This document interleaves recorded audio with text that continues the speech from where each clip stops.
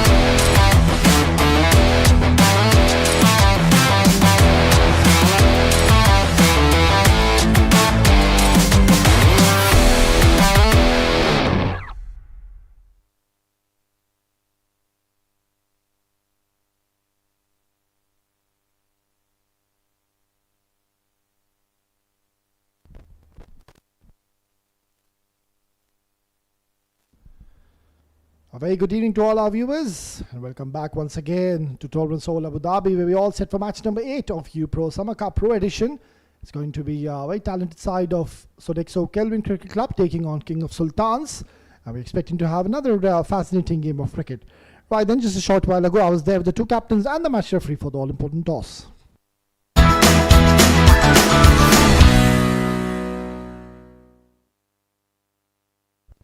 It starts for match number 8 of UPRO Summer Pro Edition 2026. We're expecting to have another high-octane contest, as I've got the two captains and the match referee alongside me.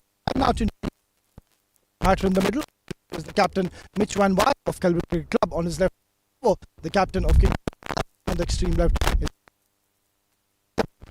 Mr. Pritam, please if you could hand over the coin to Mitchell Van Wyk, who will now flip the coin.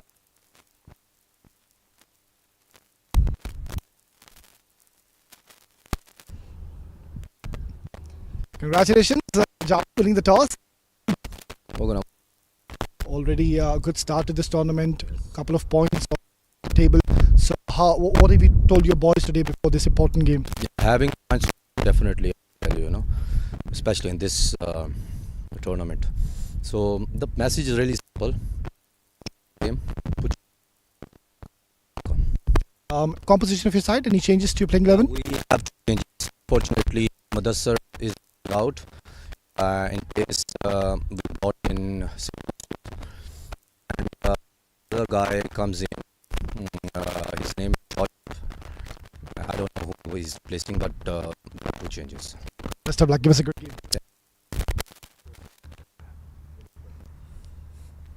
Mitchell Van Wyk, you've lost the toss. If ever so, you would have won the toss. What was your plan to do on this wicket? Can you tell me what I am doing? I couldn't hear him. Well, he's won the toss. They've decided to bowl first. Fantastic. Yeah, we were the bat first actually. Just to give the team a bit more freedom, go out, play their shots, score some runs, get some runs on the board, put some pressure on them. So that's a good toss to lose, as they say. That message you've given to the how did you keep your balls to get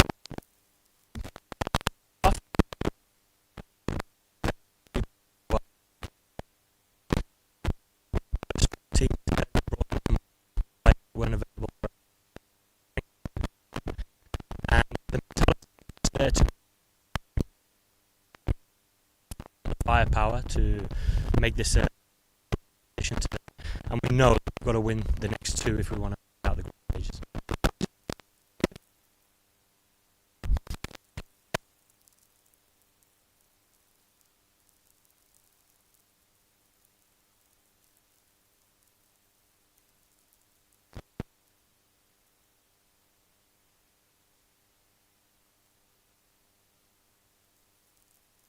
It was a good game, Mitch. Thank you. That's the news and the confirmation from the centre is that King of Sultans, they won the toss and they've decided to bowl first.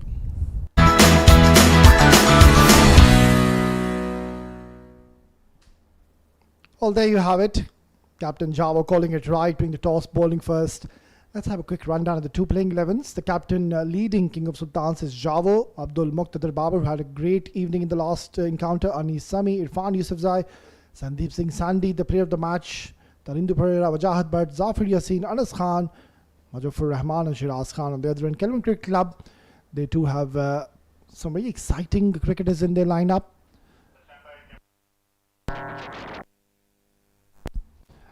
Mitchell Van Wyk, of course, the captain who seemed to be pretty confident during the toss.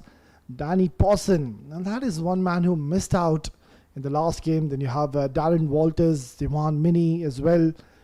Very talented batter, couldn't really get going. Rahman Zafar, Prakash, Sami. Over Farooq, well, that is one man who's been outstanding in the last encounter. Juandre, Pasindo, Vandini Raichi, and then you've got the likes of Tala as well. So they've made quite a few changes in the lineup. Kelvin Cricket Club, another very talented side. They, of course, do have the firepower in their lineup. Danny Pawson missed out in the last game. I think he was unlucky. Missing out to a big knock. And that's what was required. If ever so, they would have gotten anywhere close to reaching that haunting total set by Dubai Royals.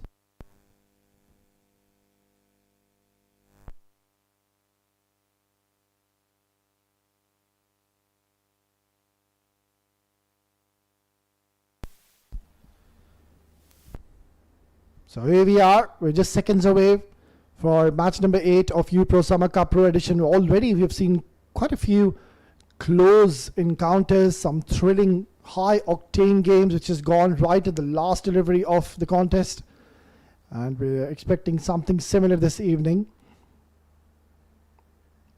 Talking about Kelvin Cricket Club, they've already lost their first game, losing that game by a big margin of 134 runs.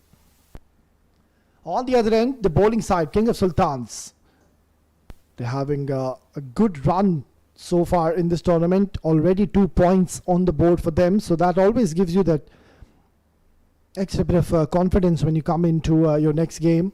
Yeah, that is one man on your screen, Danny Pawson, missing out in the last game. I think should be considering himself a little unlucky with the decision made, but here he is. It's a new beginning, it's a new evening, a new game, and we do expect to have some entertainment if Danny Pawson gets going. That's the field setup. They've got a deep third man alongside a deep square leg in position. So those are the two fielders outside the 30-yard circle. And here we go. Match number 8 is on.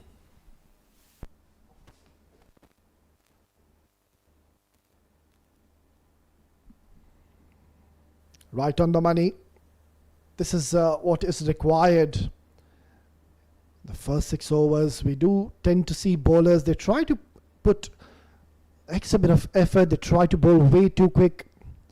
It's always good to put that extra bit of effort, but then if you don't have the right channels going in your favor, then there's no point. You cannot afford to be wavered in the first 6 overs. The power play plays a crucial role for both the teams.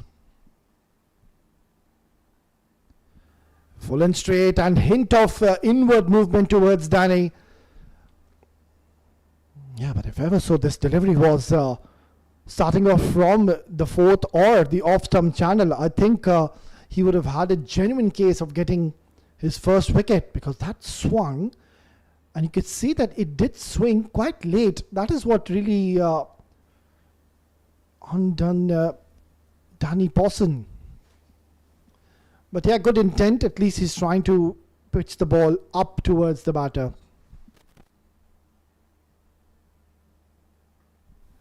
Nicely played. And what a way to open your account. It's always such a great feeling when you open your account with a boundary. That was a bit too short. And Danny Pawson saw the opportunity and just working it away nicely. Nicely The fielding was played. in the fielder. And Gets what a his, way to open first your boundary account. and also the first So- runs on the board this evening for Kelvin Cricket Club.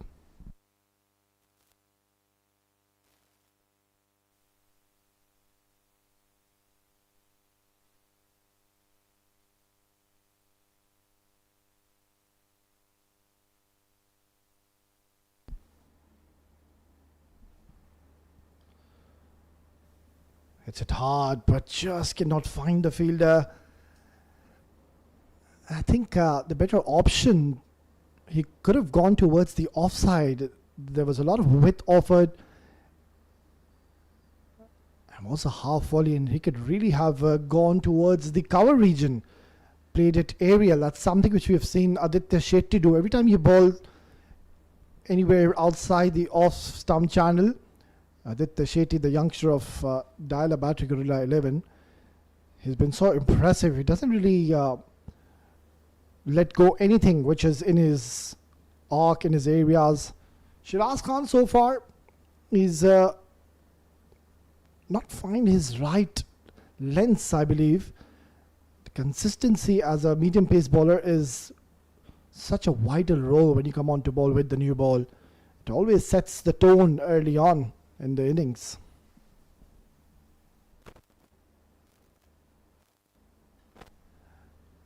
Darren Walters, another classic right-handed batter. He too has a great opportunity to get some runs for his team. Missed out in the last encounter where his services were definitely required. But yeah, he can take his time. At times we see the batters really just try to go hard onto the bowlers in the first 6 overs. This is where they lose the track. This is where they throw the wicket. There is something to offer for the fast bowlers early on, so you need to be a bit more mindful. Crashed away, but it's been put down. Shiraz Khan cannot believe it. He did get both his hands onto the ball, but just could not hang on to it, and it could be a costly miss. It's 5 for no loss after 1.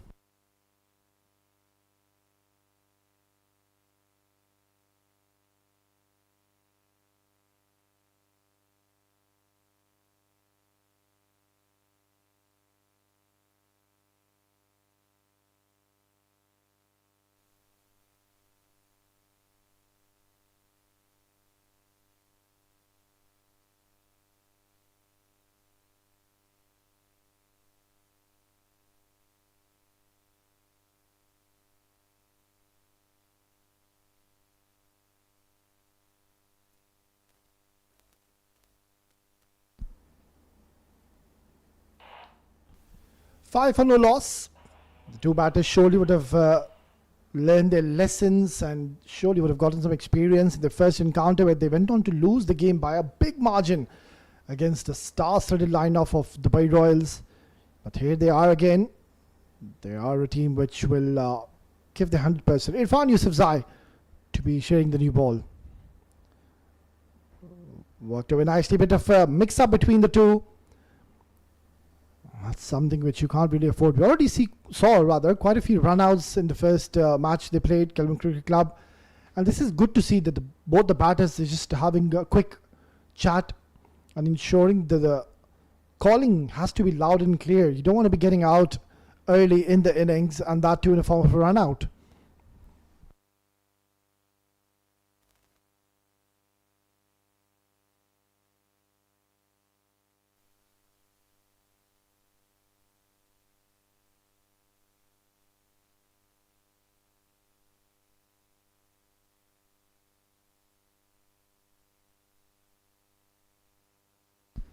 Well, he's been very impressive, no doubt. Irfan Yusufzai is someone who can really bowl at the rate of knots, can generate extra bit of heat and pace, especially with the new ball. It becomes very effective and deceptive is Irfan Yusufzai. Full and straight. So the idea is right. I can see what they're trying to do, both the attacking bowlers. They're trying to ensure to bowl slightly fuller. And when you know as a fast bowler, you do have, you possess that kind of a pace early on with the new ball and can bowl with control. You can always try to bowl slightly fuller and take your chances. At times, the fast bowlers, they are a bit hesitant to be bowling anything fuller to the batters, thinking it might just be a half volley. But they need to understand it's a new ball, so it will do a bit early on. You would expect the ball to swing off the surface in the air. Irfan Yusufzai, he's got great ability to really make the ball move both ways. Now there it is. This is the one which jags in towards the right-handers. And how close was this to be hitting the timber? Yeah, Danny Boston, you can see he is not impressed on the other end. He's just having a quiet little chat and asking Darren Walters to choose and pick your deliveries wisely. Irfan Yusufzai, he's quick through the air, so you need to be a little cautious. Yeah, this is much more like it. Again, a mix-up. I think a cleaner pick-up, the story would have been different. So decent start so far by King of Sultans. Of course, they've already gotten a win under their belt. They went on to chase, if I can recall, it was 213 something odd. So this is one team to look out for. They've got some quality top order batters, some excellent middle order batting. Pulled away. And they should be able to come back for easy couple of runs. He's been very impressive, Irfan Yusufzai. Not only in this tournament, he's playing his second game, but for the last season or so, I've seen Irfan Yusufzai. He's really worked hard onto his fitness. You can see that he's been quite consistent when it comes to be bowling in the right channels. And also, of course, talking about his pace, which I've already discussed and mentioned. Certainly has gotten all the ingredients to be a genuine fast bowler. Does well in the end, just gives 4 runs in his first over. It's 9 for no loss after 2.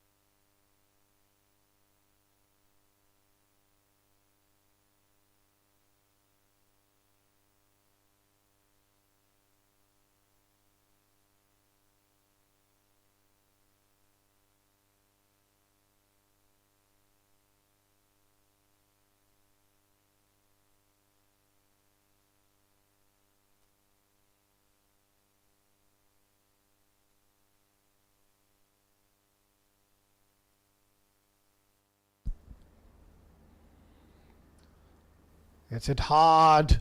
He's got a lot of bat on this one. Darren Walters. This is very good intent shown by Darren Walters. He's now ensuring he doesn't allow Shiraz Khan to settle in. And that's one way to really release and take all the pressure you as a batter. So you can see it wasn't all that short, but Darren Walters, he's someone who's severe towards the leg side. Darren Walters, also he's got the ability to pick the length early.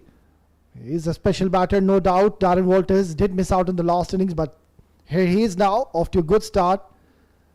And this is one thing they need to be mindful of. Ensure you don't lose wickets early on. That has been the trend which I've seen in this tournament so far.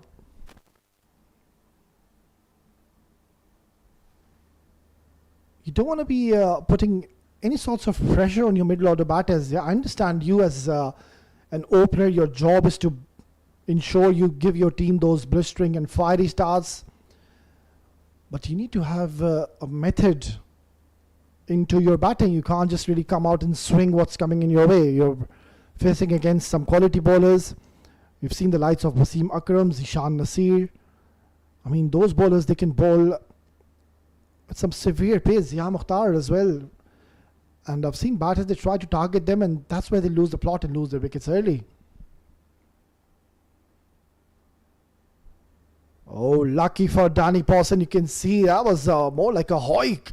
But luckily, that has not gone anywhere closer to the stumps. I mean, on an off day, we've seen these kind of shots. It just chops on back to your stumps. And that's an ugly feeling as a batter. It's a beautiful evening here in Abu Dhabi. We're in Tolerance Oval. It was quite hot and humid a couple of days ago. But then today, if we talk about the weather, it's a very pleasant evening. There is that breeze which is certainly going to help the players out there across to the right of your screen. Humidity somewhere around 70%. Well, it doesn't really seem like it's, or we don't feel like it's 70%, to be honest. And I was there in the middle, and it was a beautiful weather, really. These players will surely enjoy to be playing under such conditions, whereas it has been different compared to the last 2 days. Bowled him! What a sight for a fast bowler to see the middle stump cartwheeling. And that is a dream delivery. Knocked him over. And he was all over the place. But what a terrific ball. It's always good to see the wicket cartwheeling. And Shiraz strikes early. It's 15 for 1.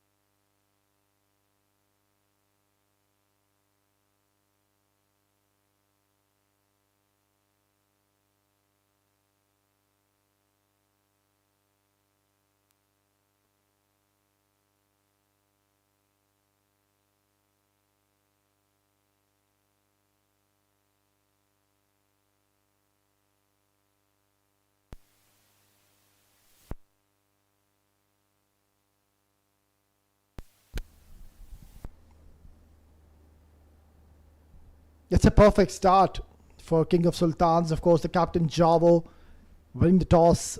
Always wanted to field first. And I think that's a good move. We've seen that chasing becomes much more easier under the lights. We've seen that the ball doesn't do much as the evening progresses. And here he is, the new batter Talha comes into bat at number 3 position. A very crucial and important position to come into bat. But what a terrific delivery that was to dismiss the opening batter, who did show a lot of promise in the middle, but then getting carried away, and just before he lost his wicket. That's exactly what the conversation and the discussion was all about. That the batters, they tend to just try to be a bit more reckless and aggressive, or rather over-aggressive is the right word I would want to use. This is where you need to be one step ahead in the game and think, what is your role? I mean, you are out there to go out and express yourself, but you really need to value your wicket as well at the same time. Oh, it's a vicious sharp bumper. An absolute snorter to close out the third over. It's 15 for 1.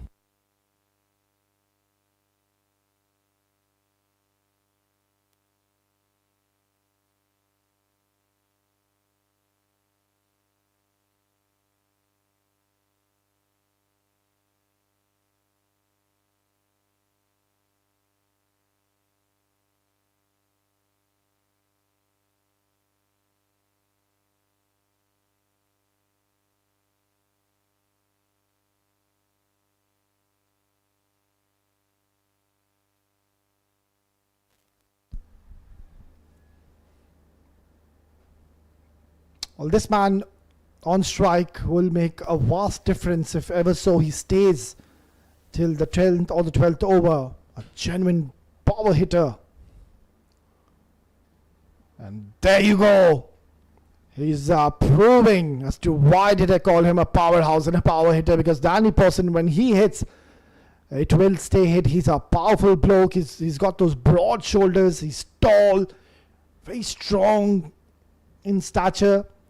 And Danny Pawson is someone who's always having a very aggressive and a positive intent every time he comes onto bat. Yeah, this is really good to see. We've got some spectators out there enjoying this lovely game of cricket, and as I said, it's a lovely weather. It's something very rare to say in this part of the country, because usually it's very hot and humid. In the afternoon, the temperature were hovering somewhere around 45 to 50 degrees, and yeah, it's never all that easy to play under those conditions, because tomorrow it's a double header. We've got 3 exciting days lined up for you. We've got double headers, and that's going to be super interesting and very testing for the cricketers. Slashed away, but straight towards the fielder. Lahiro does the cleanup work. Was the culprit, mind you, who dropped an easy chance early on. But then Danny Pawson, how crucial is his presence going to be in this game? If ever so, they would want to surpass 180 or 190. It's a wicket where we've seen that even 200 is being chased down so easily. This is high up in the air. And just plucking into the surface. ID is right. I like the intent now from Danny Pawson. So this is exactly what I was mentioning, that if ever so it's in your arc, when you know where the fielders are, he knows that the mid-on and the mid-on was in the circle. So he always wanted to go aerial. He's someone, if he sees the ball is in his areas, he'll always look to go hard at you. And he did try to do so, but just not getting the desired timing on that occasion. Lucky he's gotten away with it. Oh, in fact, he's also gotten away with a wide. So what could have been an easy boundary or could have been a wide has resulted into a dot delivery. Talha, on the other end, I think his job is simple. All he needs to do is try to make sure he gives the majority of the strike to the likes of Danny Pawson. You can see that he is in that kind of a mood where he's looking dangerous. Good delivery, right on the money. And that's the delivery I was talking about. Most of the fast bowlers, they're a bit hesitant. They're in two minds whether to really go full towards the stumps. In the modern era, you really need to be one step ahead of your game. You need to just ensure you don't get predictable. Gone are those days where you're just trying to be consistent and ball in the good length areas. You need to be smart. You need to have those variations under your sleeve. Crashed down the ground by Danny Pawson. And how quickly this has gone towards the boundary.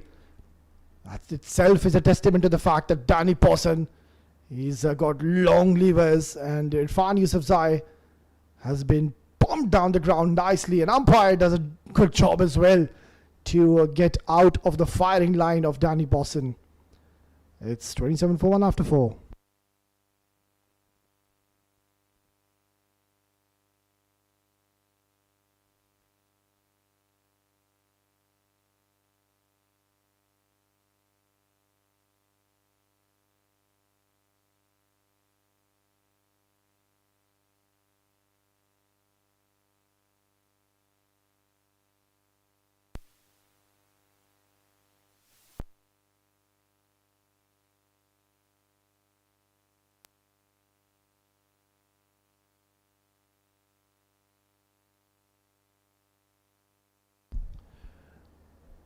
Shiraz Khan to continue.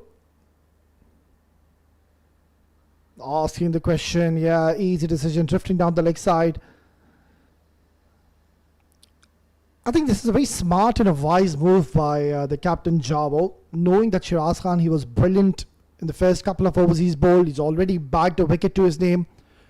So there's no real point really to be holding him back for the latter part of the innings when your bowler is on song, especially your bowler who bowls with the new ball, who's a new ball specialist.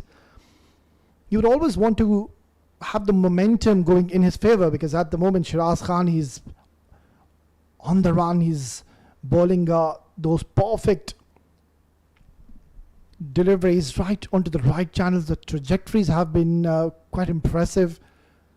So it's always good to see the captain giving your bowler another go. Hits it hard, and I think he was just caught in two minds. Sandeep Singh Sandhi, what is he doing in the long on position? That is the question. Is not the most agile of the fielders we know here in the domestic circuit. Sandeep Singh Sandhi, of course, an absolute gun batter, pretty famous here in the domestic arena. Of course, was the player of the match as well in the first opening encounter. Surely it's going to be a wide. So they've got the runs on the board, 30 for 1 way into the 5th over, and if ever so Danny Pawson can stay out there in the middle and try to get somewhere around 45 in the first 6 overs, that's a good score. But what's been interesting, and that's something which I've really observed and noticed in the last game,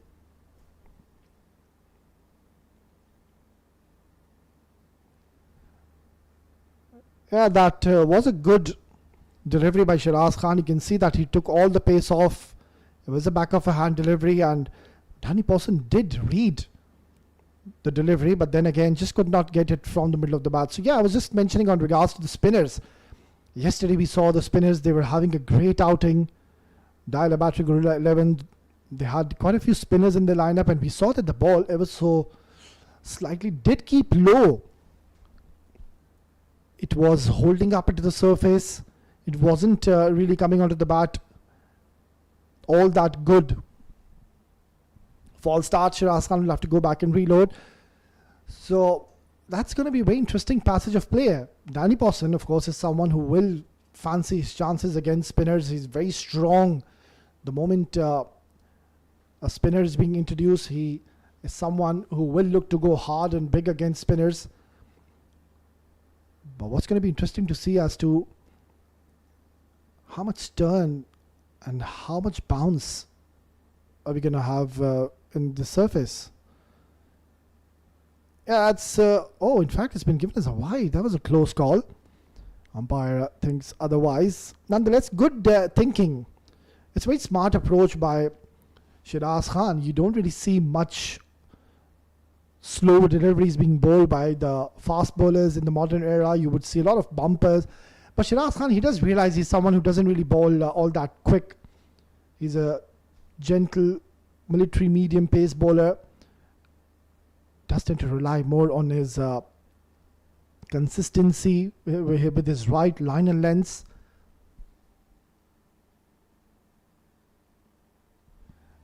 At the moment, he's been all over the place. You can already see that he's given quite a few extras in this over. I don't really understand Shiraz Khan, why that extra effort against Talaha. He's just made his way in the center. There's no need for a lot of variations, really.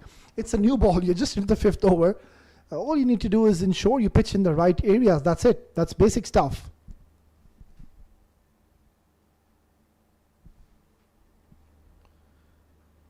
Oh, slammed away towards deep square leg. It's gone for a boundary in no time. This is exactly what I'm mentioning. Shiraz Khan, he's doing, or rather overdoing it. It's Talha who's just made his way in the center. So you as a fast bowler, you really need to at least see what he's doing. You're not even sure what way he's going to go, if he's going to have a defensive approach, or is he going to take you downtown, he's going to go hard at you. So as a bowler, at least the first thing you need to do is just bowl a couple of deliveries in the right areas, a bit full, on towards the off stump or the 4 stump channel, and then see what approach is the batting having towards you. But what he's done, he's bowled 4 different kind of deliveries against someone who's just made his way in the center.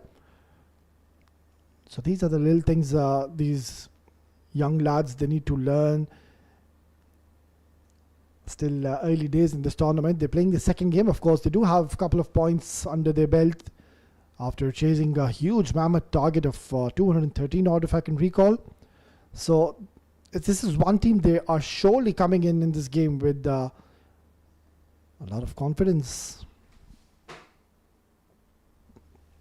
Swing and a miss. So now at least he knows that the intentions are clear from Talha. He's out there to really go hard. And the bowling is 38 for 1.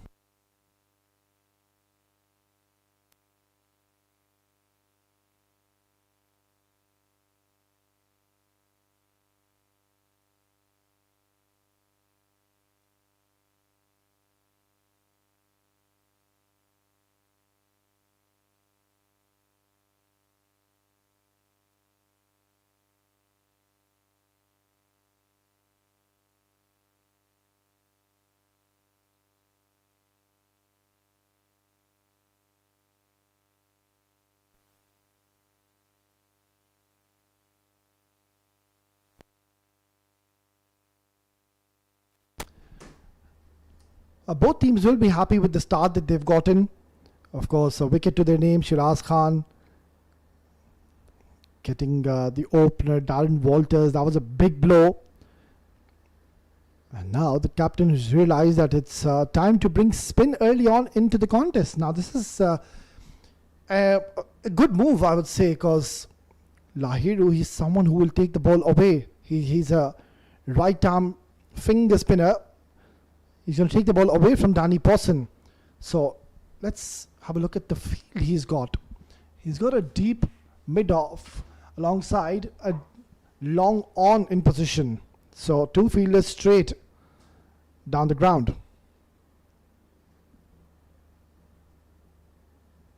Margin of error will become so minimal when you have 2 fielders placed towards the long off and the long off. You bowl anything slightly short and you will see either of these 2 batters, they will rock back and fancy their chances to play towards the leg side. So Tarindu will have to be spot on because only 2 fielders, mind you, are outside the circle. We're still in the power play. They've made a change in the field as we speak. They've pushed back the deep mid-wicket. Oh, nicely ball. That's a good delivery. Very brave approach by Tarindu Pereira. He's bowling his first over in the power play and he's not really shy to be flighting the ball and completely deceived Talha. Now Talha, you can see from the last over, his intentions are pretty clear in the centre. He's going after the bowling and maybe that is his role, which is defined for him this evening, just to go out there, enjoy your outing, express yourself and try to get a quick 30 or 25 for your team. That's been given as another wide. Tarindu, he's bowling it away from his arc. Now this is a very strange setup for me. I mean, Tarindu Pereira, he's got a deep mid-wicket, a long on, and he's firing it towards the offside. Talha, he's someone who likes to play aerial, so Talha will really look to go inside out towards the offside. Yeah, that's played nicely along the carpet. So maybe he can just adjust his line ever so slightly, try to bowl a bit more straighter, somewhere around the 4th stump channel towards the offside. That will really test Talha. And this is where I believe Talha will really look to go hard at him and try to clear the longer part of the ground, which is towards the leg side. Oh, how close was this to the off stump, and Tarindu cannot believe his luck. Danny Posson on the other end can see the funny side of it. Not so Talha. Needs to be careful. That's not the first time we're seeing him play across the line with a cross bat. This is really hit hard, but luckily it's gone straight towards the fielder. And I think just the 5 meters either side of the fielder, that could have raced away towards the boundary. I'm pretty much optimistic that Indu Pereira would be enjoying bowling more against Danny Pawson rather than bowling to Talha, because Sarindu will look to take the ball away from Danny Pawson. So the field changes again. They have a long on and a long on for Danny Pawson. Yeah, the approach was right, but just could not find the connection. Power play is done and dusted. It's 44 for 1.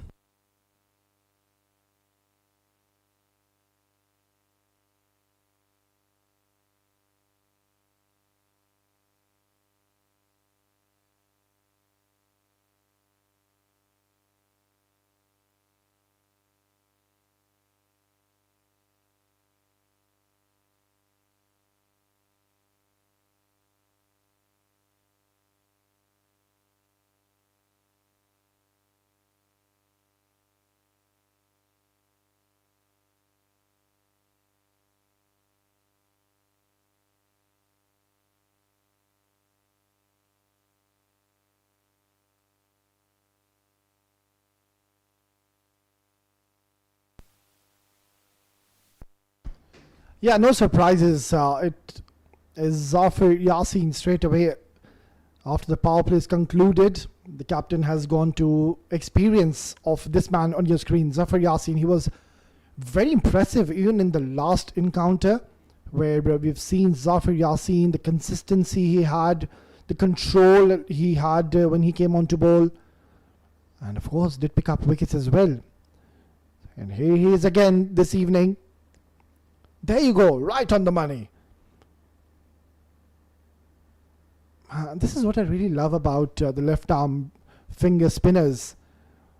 They come in and they just tend to keep things simple in the middle. They don't overdo it. And Zafar Yassin, he's a prime example.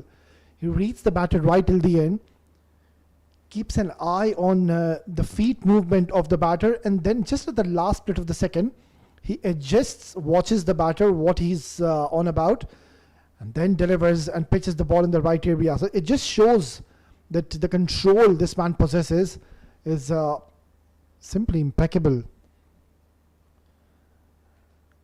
That's drilled down the ground, but the ball will not have enough legs. So it's a decent start here by Zafar.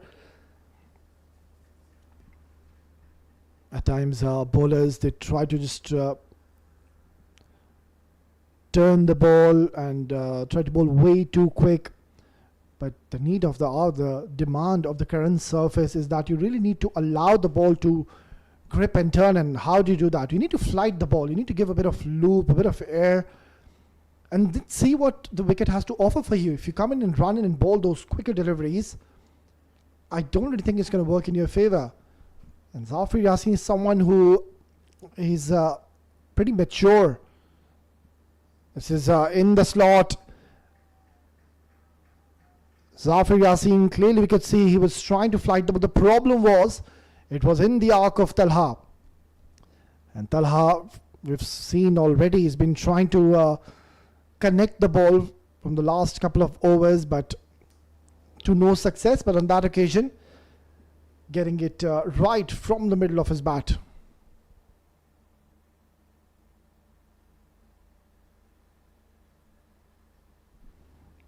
Yeah, that's much more like it. Now, Danny Pawson, he's been stranded on the other end. I don't recall when was the last time he's gotten strike. The majority of the strike has been on the other end. And Danny Pawson, yet again, hasn't faced a single delivery in this over. And he won't, because it's the last delivery. Beautifully bowled. That's a very good delivery. Straight away, they've called for the second and caught napping in the deep, which should have been only a single, is now resulted in a couple of runs. So close out the 7 over is 54 for 1.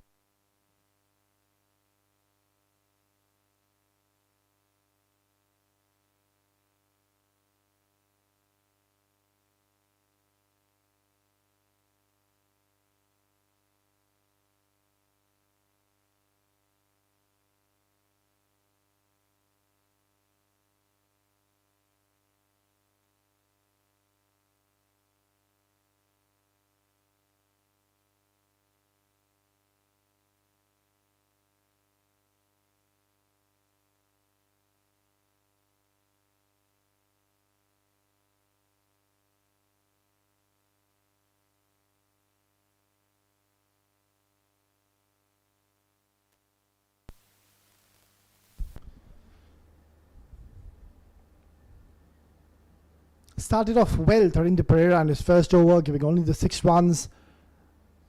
Did allow the ball to really flight. That's nicely played. That's a glorious stroke by Danny Pawson. And the key was, you could see Danny Pawson, how deep he went to his crease. And then played as late as he could. It's a risky shot. You really need to have very good eye to be playing such kind of risky strokes. Danny Pawson, he's looking good in the middle. He's gone aerial. Oh, what a catch! Danny Pawson cannot believe his luck. And Tharinder Pereira strikes. Well, that is a massive wicket. Danny Pawson, you could see that he's already got into a good start, but just could not convert this 25 on this very good wicket. We'll have to go back. It's 56 for 2.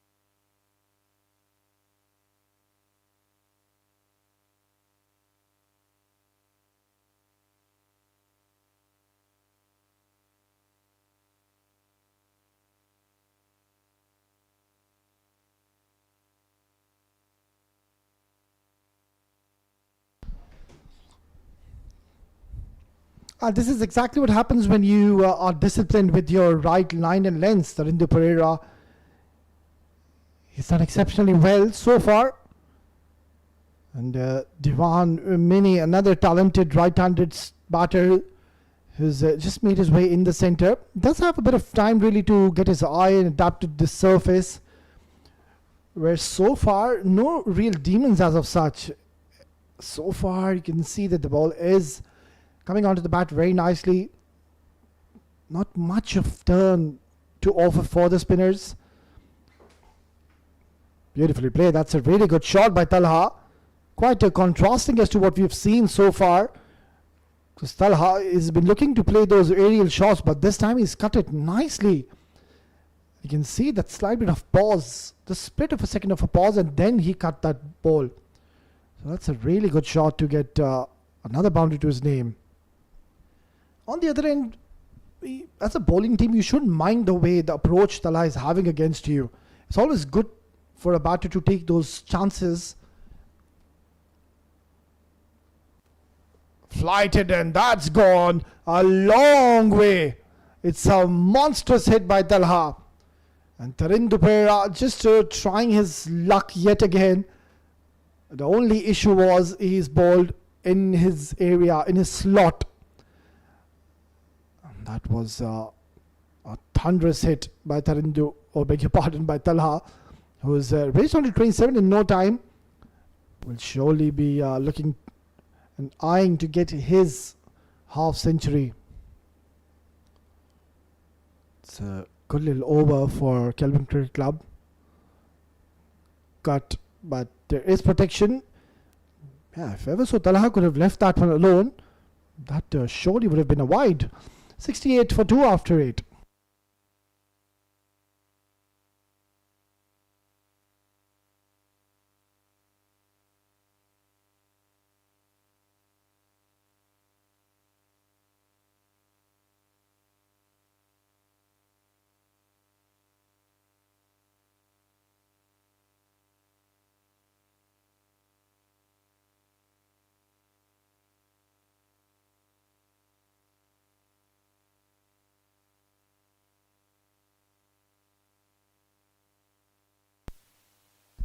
This is going to be a very interesting little contest. Zafar Yassin, who's someone who's very miser, doesn't really give many runs. And Talha, who's on a roll, who's looking to really go hard at the bowling.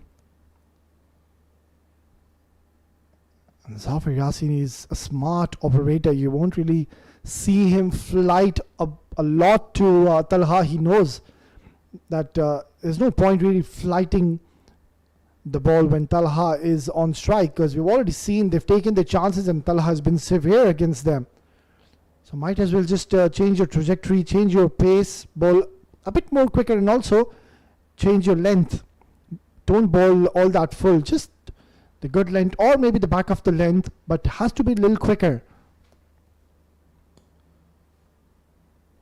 Oh, that was close to the stumps, and Zafar Yassin, he's not very pleased with the keeper behind the stumps. But this is again a very good start to the over for Kelvin Cricket Club, getting 5 wides in their favour.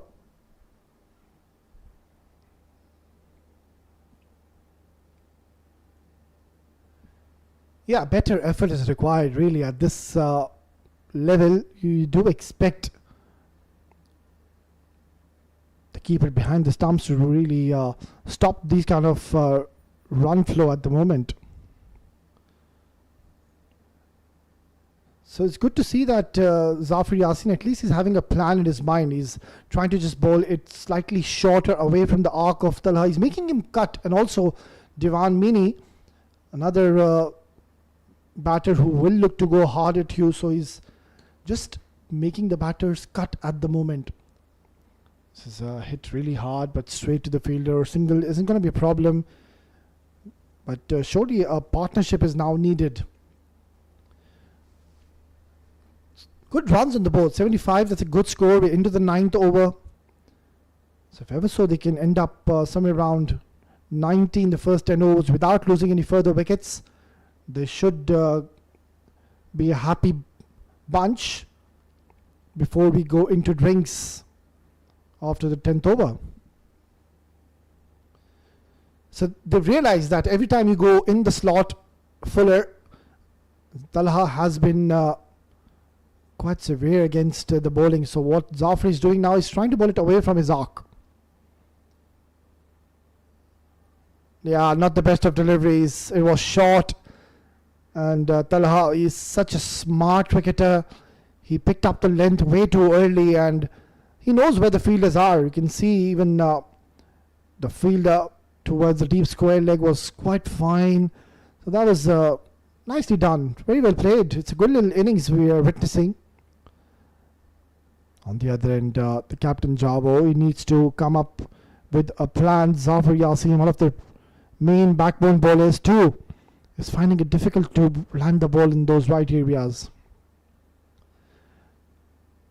Dot to close out the 9th over. It's 79 for 2.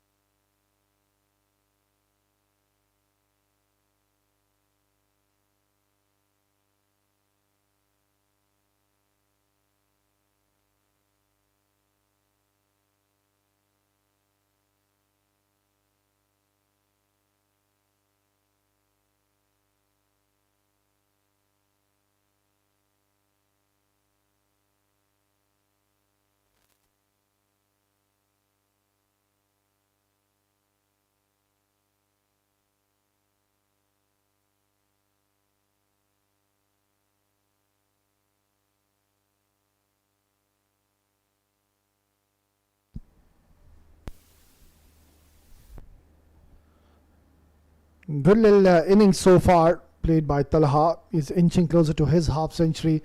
A very valuable knock. Of course, they lost 2 of their important wickets, but since Talha has taken the role of really trying to go big and try to score some brisk runs, you can see that they have runs on the board. 79, that's a really good score. And we will see a new bowler being brought back, or rather being brought in the 10th over. That's a very good shot by Divan Mini. And straight away he's targeting Anas Khan, not letting him settle. But that was a proper cricketing stroke. Always wanted to play down the ground. Good balance. Just clearing the front foot ever so slightly. Such a safe shot to play, knowing the mid-off was in the circle. And now they've made a change. They've gotten the deep point in the circle. And now they have a long off in position. This is a very good sharp bumper by Anas, and I'm pretty much sure that Divan Mini, he wasn't expecting this bumper coming in by Anas Khan.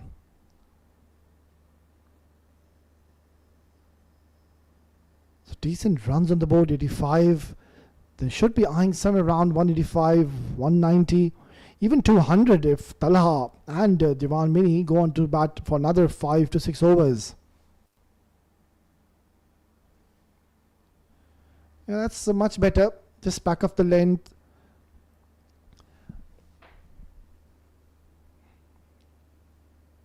Fast bowlers nowadays, they need to realize in the modern era, there's no point really to just come in and run hard and bowl those fast deliveries. You need to be very smart in your approach. These batters nowadays, they really want that heat to come on at them. They want that extra bit of pace. It's been pulled away nicely towards the deep square leg. So that's what I'm just trying to say, that the variation, it plays such a huge and a vital role. As a bowler, you need to be ensuring you never get predictable. You keep the batters guessing as to what's coming next at them. And also the Yorkers, that has gone out of the window. Why aren't these fast bowlers looking to bowl the block hole Yorkers? It's a T20 game. You need to be aggressive in your approach. You need to be looking to always pick up wickets for your team. Short delivery, and it's been pulled away nicely by Talha. So this is a good setup from King of Sultans. Even if this ball would have gone out of the park, that's okay. As a captain, he would have really said, well done, Anas Khan, because now you're bowling according to your field. You're having a deep square leg, you're having a deep mid-wicket. I would really ask the long one to also come in. They have a long one. And maybe push back the deep fine leg and then ball those sharp bumpers.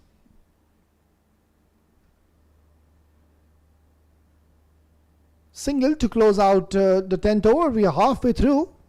In the first innings, the players will take drinks.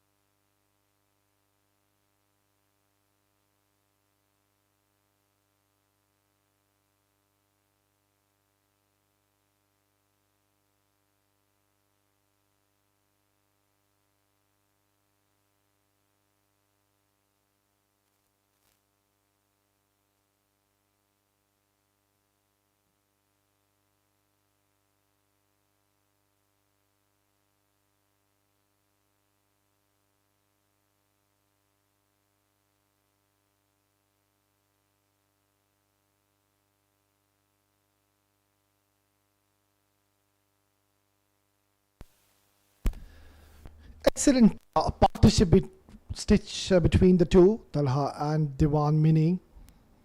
So much now is going to be dependent on Talha, the one who's good. And that is a gigantic hit. My oh my, it's gone a long, long way. This is a thunderous hit by Talha and Zafar Yassin. I think you should realize that it's that kind of a wicket where flighting the ball, it's not really working in your favor. Maybe if ever so you would want to flight, you need to adjust your length. Flighting and bowling too full, it's not really going to work in your favor. So they're on the move and they're on the verge of scoring something big this evening. 95, that's a really good score. Talha, the way he's batting, if ever so he continues for another 4 to 5 overs, surely he would be getting into his 70s, 80s and also getting his team somewhere close to the magical number of 200. Beautifully played.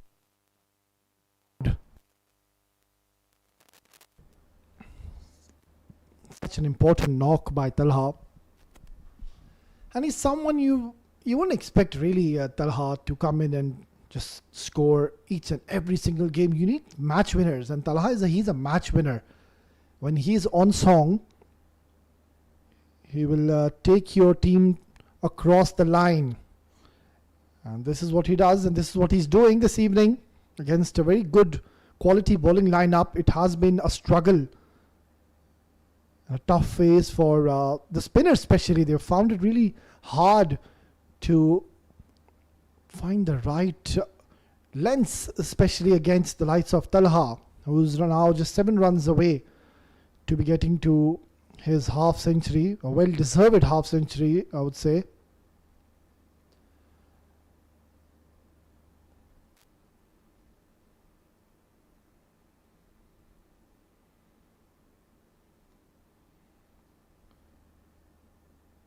Will be only a single, so that's much better.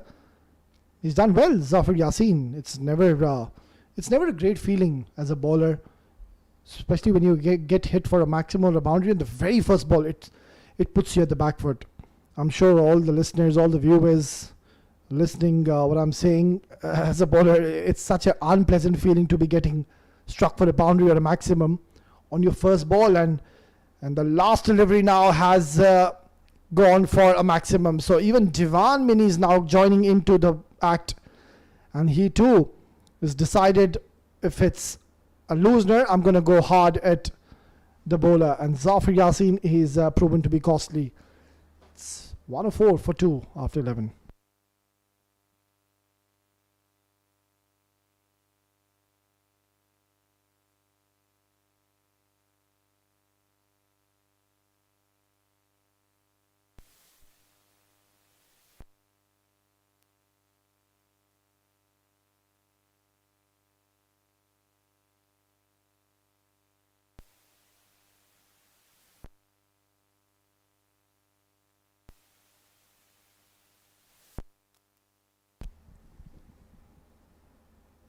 Now the captain Javo behind the stumps needs to come up with a plan and a solution.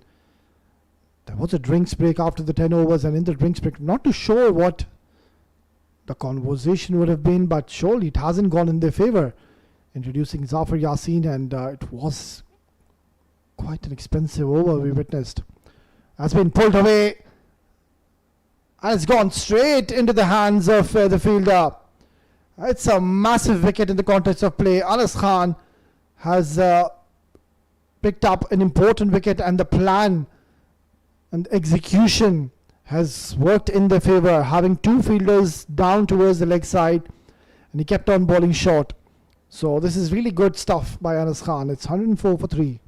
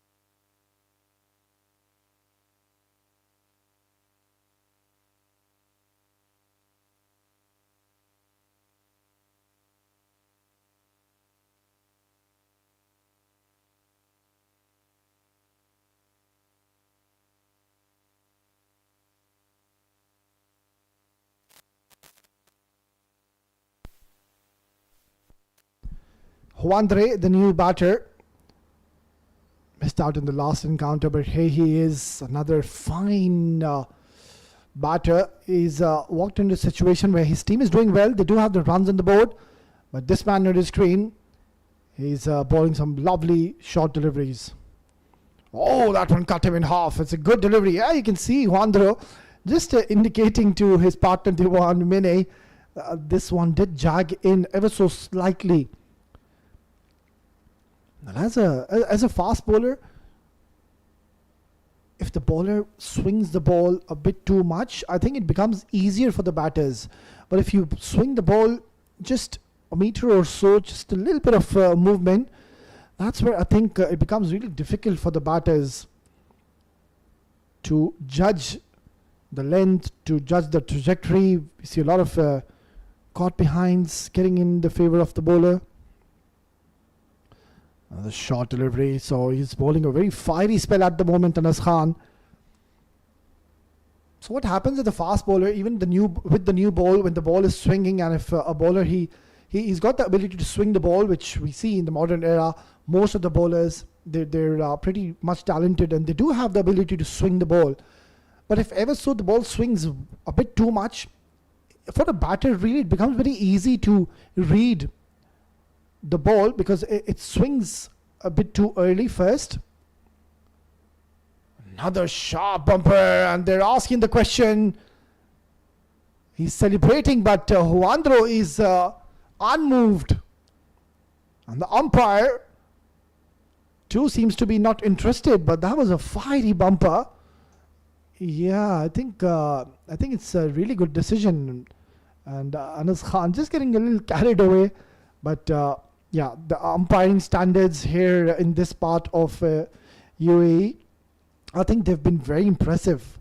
Hardly have I seen the umpires here making any errors in their decisions. They've been spot on with the decision making. Very impressive, really. So hats off to these official umpires here in Abu Dhabi. They're doing a fabulous job. Oh, bit of a mix-up. Juandre needs to be a little careful. You don't want to be getting run out in your first game, and that too when you play 4 to 5 dot deliveries. It's gonna be the most horrible feeling as a batter to get out in that kind of a fashion. So yeah, coming back to my point in regards to the bowlers who swing the ball, and if ever so you have the ability to swing the ball a bit late and just the minimal of movement, just like Jimmy Anderson, the great Jimmy Anderson used to do, Bhuvneshwar Kumar, of course, of Team India. So far it has been short stuff to Juandre, who will take a single to retain strike in the next over. We'll keep the chat alive after this over. It's 105 for 3.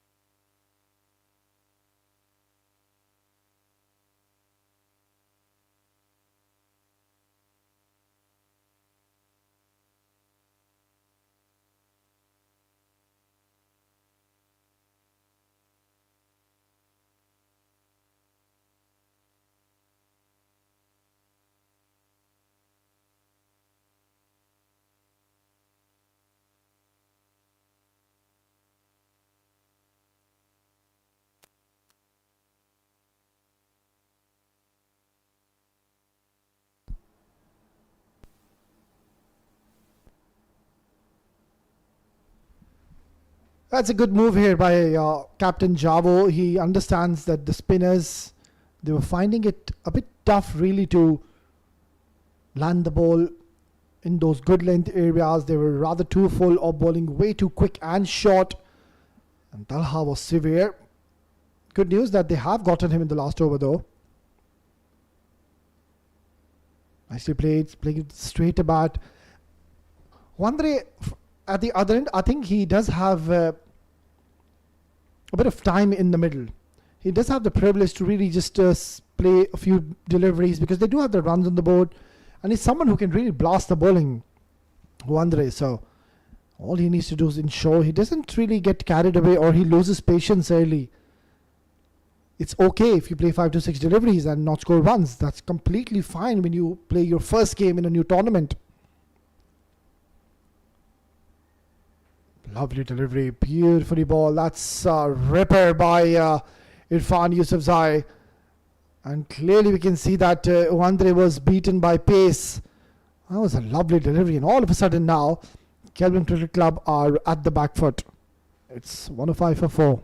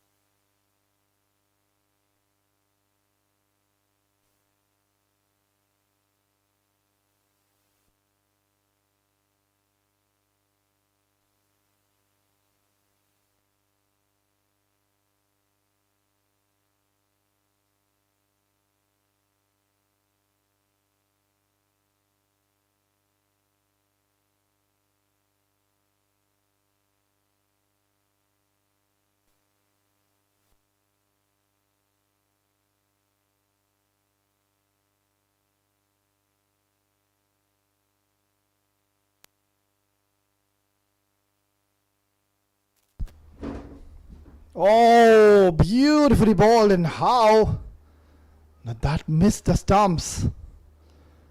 Perfect delivery to the new batter, Umar Farooq, of course, the half centurion in the last game. So much is going to be dependent on him. If ever so, they would want to reach to a respectable score. They were going along so well until last couple of overs. We've seen two very important wickets falling. Wonder, we know that he could have really made a big difference. But the fast bowlers, they're doing a decent job. Yeah. You can see Umar Farooq just, he was ready, he knew it. Even Irfan Yusufzai, he's got a wry smile on his face. Because before Irfan Yusufzai, he got his front foot on to the line of the ball. And he was ready, he knew what's coming next. So maybe he could now surprise Umar Farooq with one sharp bumper. Yeah, trying to bowl a short delivery, but does well. Umar Farooq takes a single. Now this is where they need to be careful.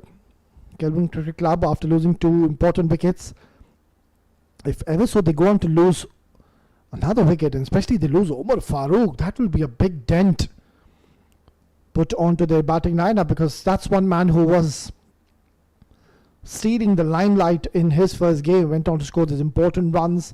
So his presence is going to be super important if ever so they would want to go on to score something big this evening. Beautifully played. Nice little punch by Dewan Mini. Looks very elegant and stylish every time we see Dewan Mini trying to play towards the cover. Looks very stylish, high elbow, good balance as well. So he's batting really beautifully at the moment, is Dewan. It's 110 for 4.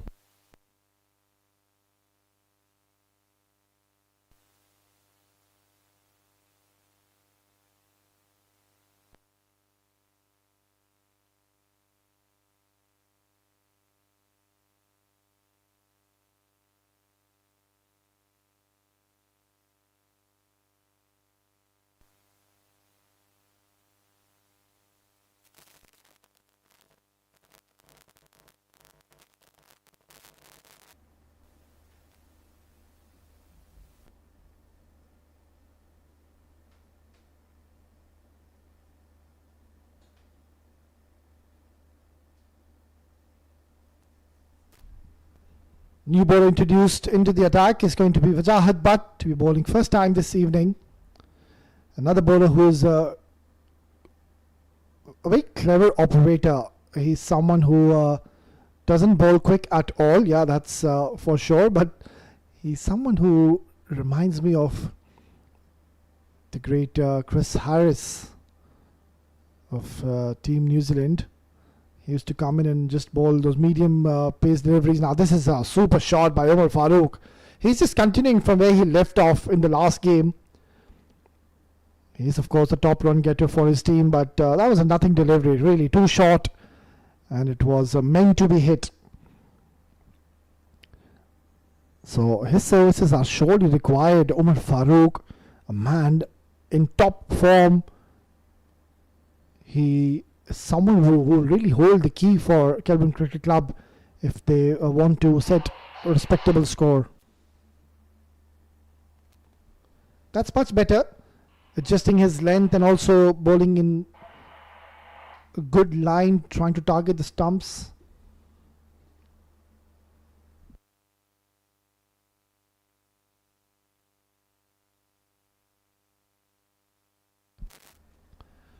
That's a good time really to introduce somebody like Wajahat, because you know that Umar Farooq is pretty much new to the crease. Dewan Beni trying to slog sweep Wajahat, but no connection whatsoever, but still a couple of more runs, and yet again the keeper letting it go.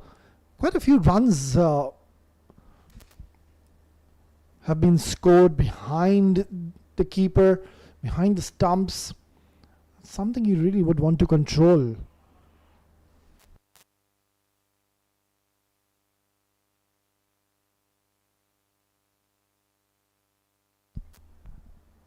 Hoiks it towards the deep mid wicket. We'll get another couple of runs. So useful over so far. Getting a boundary, couple of leg byes, and now 2 more runs added to the tally.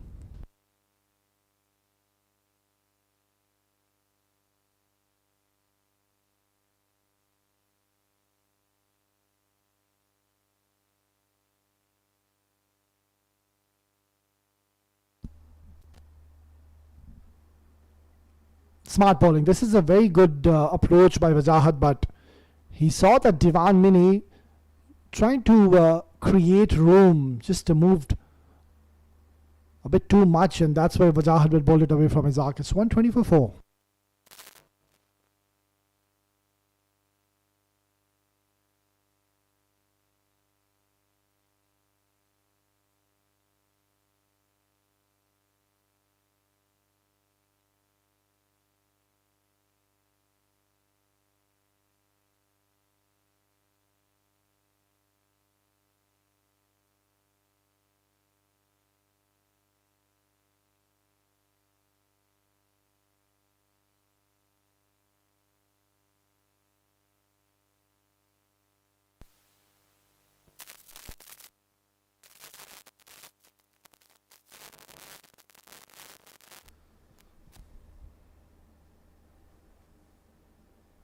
Beautifully bowled, right in the block hole. Nothing much Dewan Mini could have done. That's a perfect Yorker. So this is a good move by the captain, Javed, realizing that this partnership could be threatening, because Umar Farooq, he's the top scorer for Kelvin Cricket Club, went on to score a very handy, useful half century for his team against a quality bowling lineup of the Dubai Royals. Dewan Mini, he's batting beautifully, still out there. And this is where now he's been brought into the attack to disengage this partnership. And the idea is right. Irfan Yusufzai, he's someone who can really nail in those Yorkers. So you don't want to be really bringing him into the attack where there are 2 loose overs. I mean, Wajahat, but we saw that he was struggling a little bit to find his right channels. So if ever so, he could have or would go for runs, and then Irfan Yusufzai comes into the attack. Already the score would be somewhere around 170, 180. So his over is just going to go completely down to the drains.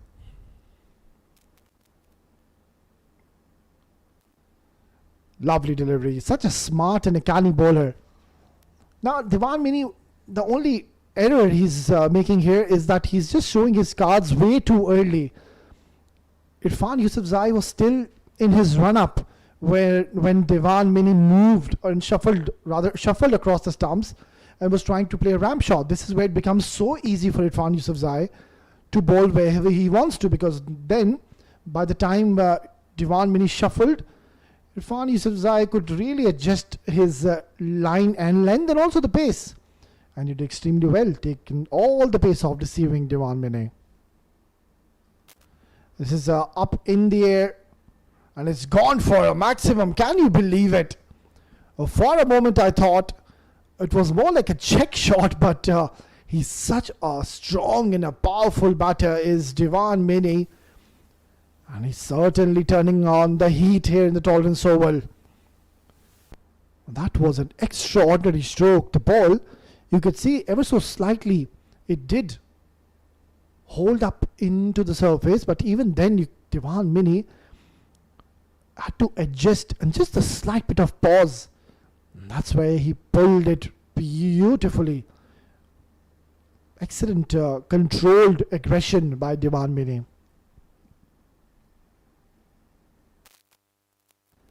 And now just dancing down the track and wanted to blast him towards the long one. But Irfan Yusufzai, he's been very smart in his approach so far.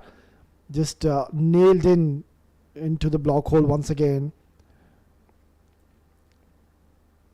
So 180 is something they would be targeting. The projected score is stating a 175,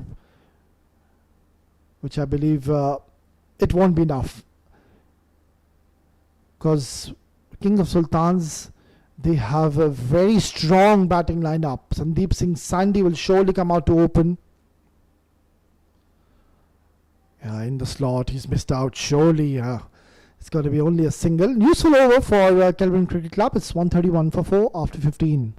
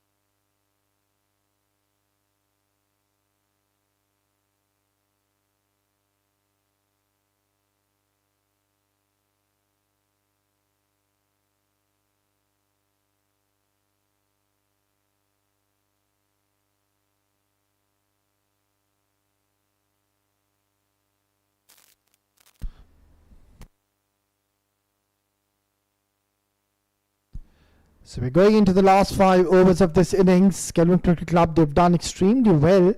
Yes, they have lost 2 important wickets, of course. Talha, after getting well settled, missed out to his half century. Danny Pawson, that was a big blow. 2 perished after getting a start. Oh, nicely bowled. It did keep very low. I don't really think Dewan Mene was expecting the ball to keep that low. But yeah, I think now clearly the plan is simple. These 2 batters would look to target Wajahat Butt, who is just introduced into the attack, bowled only 1 over. Nicely picked up by Dewan. He's such a strong and a powerful bloke, isn't he? Again, the ball did hold up, but you can see that slight bit of pause, and then he goes. He goes really hard, and he's cleared the boundary with utmost ease. Dewan Mene is one batter to really looked upon. Oh, yeah, just becoming a left-handed batter before Wajahat bowled. I would have really pulled out from my bowling if that's what I see a batter do. But he won't like it. Dewan Mene, he's been quite busy at this crease. Another big hit. It's high, it's long. And taken. What a good catch in the deep. And he cannot believe his luck. But what a terrific catch. He struck this hard. He did get a lot of elevation, but just got held out in the end. Big wicket. He could have really done a lot of damage, but nonetheless, what a terrific knock by Devan Mini. He goes in the 16th over. It's 137 for 5.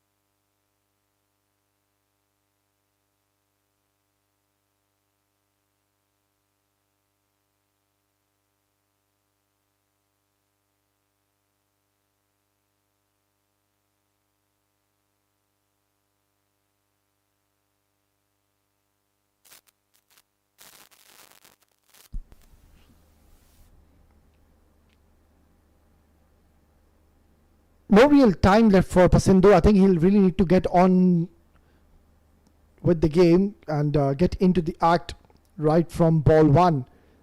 They've already gotten the runs on the board, but they would want to ensure they get to the 180, even 190. You never know if Omar Farooq stays right till the end.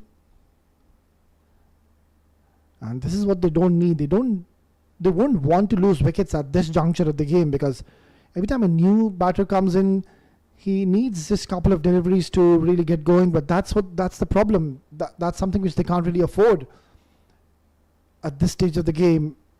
Dot deliveries is something they're not looking for, but what a terrific over by Wajahat after he was hit for a 6. He's bowled 3 dot deliveries alongside a wicket.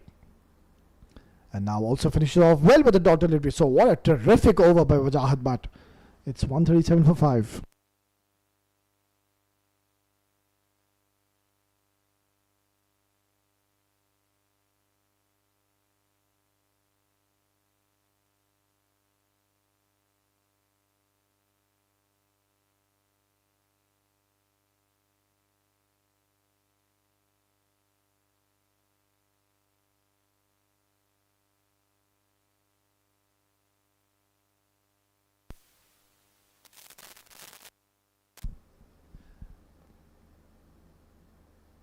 Well, the man on strike, Umar Farooq, can make a big difference.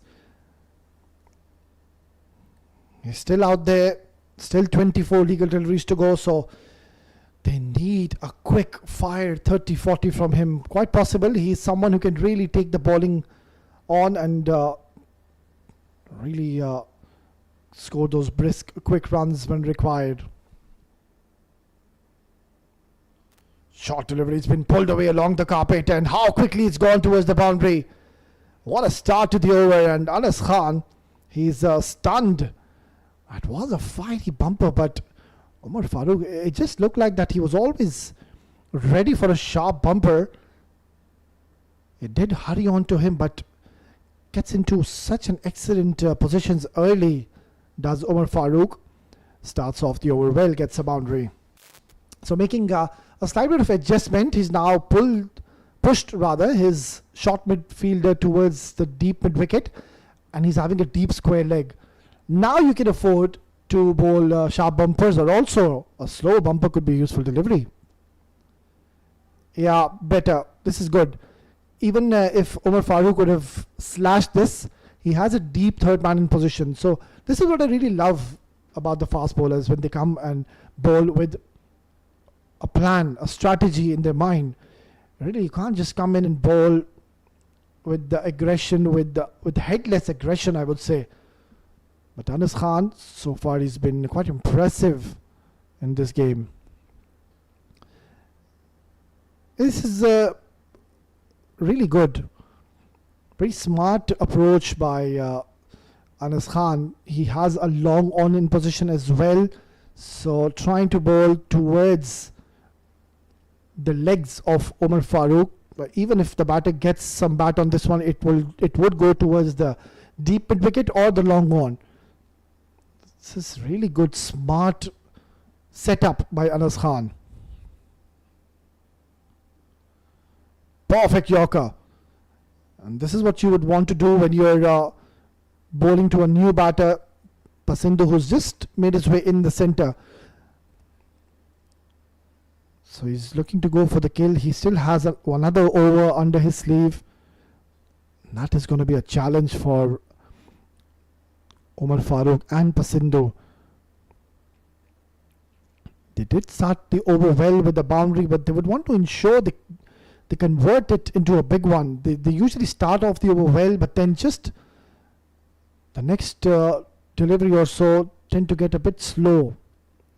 Swing and a miss, and he's gotten an inside edge, and that is a big blow.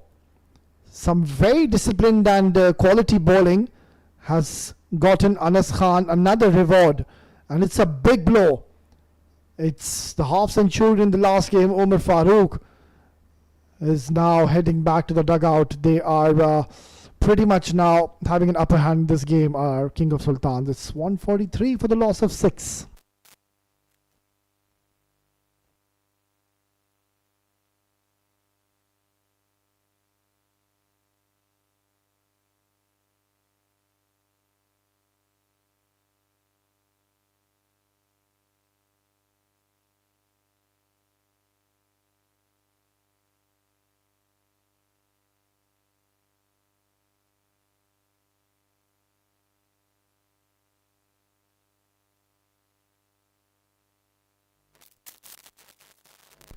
We know how useful a bowler is Sami. We will see him in action in the second innings, but now all eyes on his batting abilities. Straight away he goes towards the mid-off, gets a couple of runs to open his tally. Nonetheless, it's a terrific comeback by Anas Khan, picking up an important wicket. It's 145 for 6.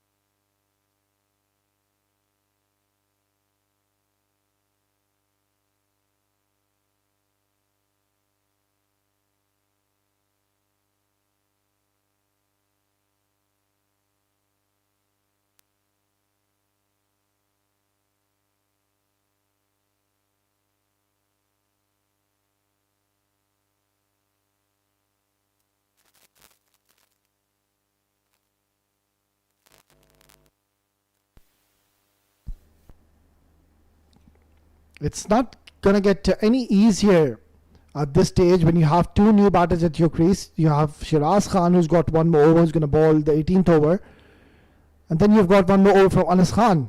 So things aren't looking all that bright at the moment for Kelvin Cricket Club. Beautifully ball. That's a lovely delivery, and clearly you can see that Pasindu, he was beaten by pace. Shiraz Khan can generate a lot of pace, of course. With the new ball, we've seen he was super impressive, and now he's been brought into the attack where there are two new batters. I think we need to give a lot of credit to the captain, Javo. He's been pretty much switched on in this game. He's made some very interesting and brave calls, which has worked in his favor. Very smart in the rotation of his bowlers this evening. Shiraz Khan, he kept that one over for this stage. Anas Khan, we know what he did in the last over, so he should be bowling the next over. You don't want to be keeping him for that last over.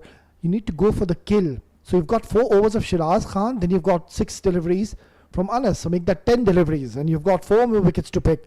So this is where, as a captain, you need to be really on your toes. You need to be having an aggressive mindset and ask your bowlers that just keep on bowling in the block holes. You've got 2 new batters at the crease, and that's what they do. Excellent stuff.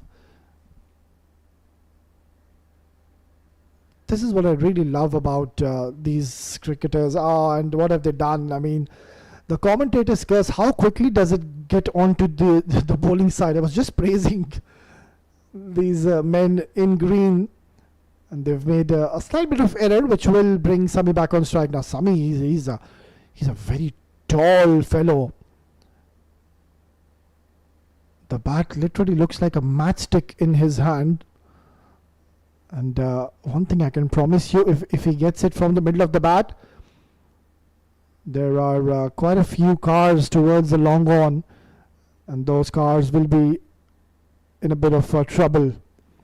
Beautifully ball, excellent delivery, and yet again a fumble. This is not good. Can't really allow them to pick up easy runs. We've already seen quite a few extras that have been given in this innings. Each and every run makes a big difference.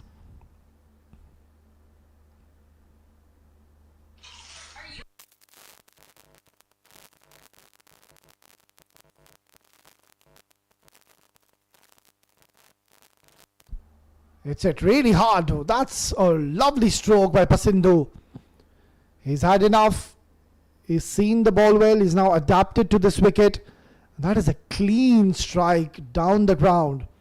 Very useful runs, and also getting the 150 on the board. 153, still a delivery to go in this over.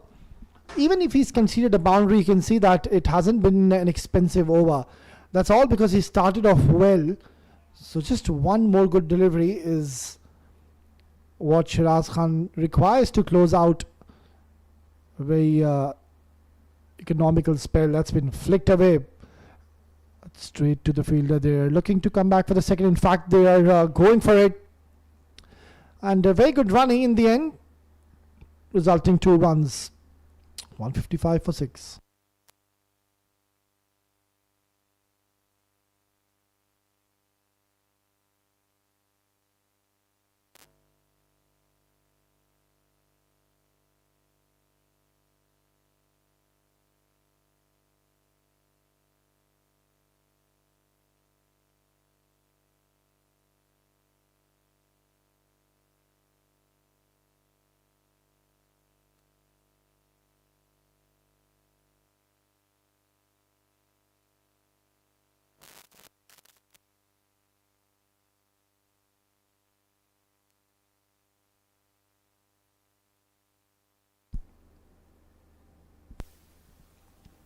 We're in for a very exciting finish to the first innings. Anas Khan, rightfully so, is bowling the penultimate over.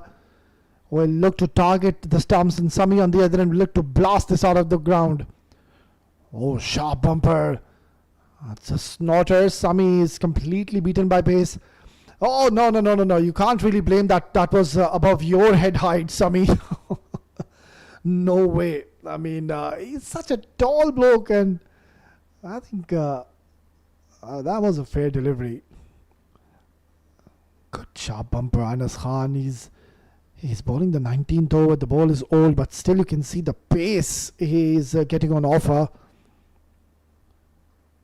This is high up in the air. It's not gone too far.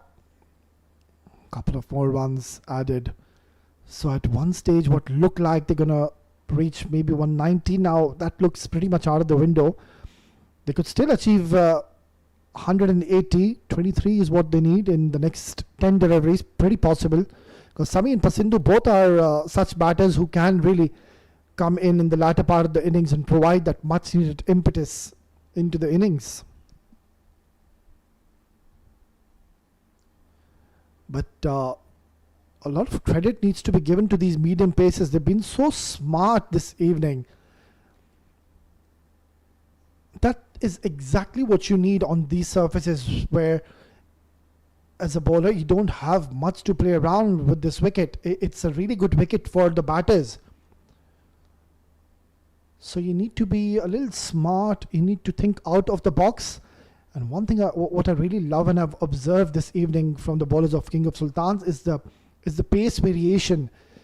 The trajectories have been very unpredictable. They've ensured that they read the batter. Now they know that the batters are going to go hard at them. So either a quick yorker or a sharp bumper or a back of the hand slow bumper. These are the 3 deliveries I believe we will witness in this over. Nicely ball, quick delivery. No boundaries in this over. Boundaries have dried since the departure of Talha, then Omar Farooq. So much was expected from him after a promising start. But very impressive bowling display. Anas Khan, he was the fifth change, mind you. He was brought into the attack very late. And look at what he's done. He's still having an opportunity to pick up a wicket or two for his team.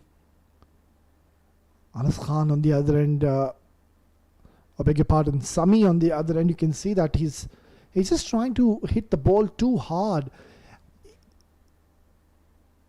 Needs to be a little smart here, Sami. I mean, somebody just needs to tell him the pace which he's bowling at. All you have to do is just move away from the stumps and use the pace of Anas. Try to slash him. There's nobody towards the offside. All the fielders are in the circle. There you go. That's much better. This is very smart batting by Pasindu. I just mentioned there's nobody patrolling towards the offside, and Pasindu ever so slightly made an adjustment and moved away from the stumps. And there you go. Intentionally he went over the 30-yard field, getting an important boundary to close out the penultimate over. It's 164 for the loss of 6.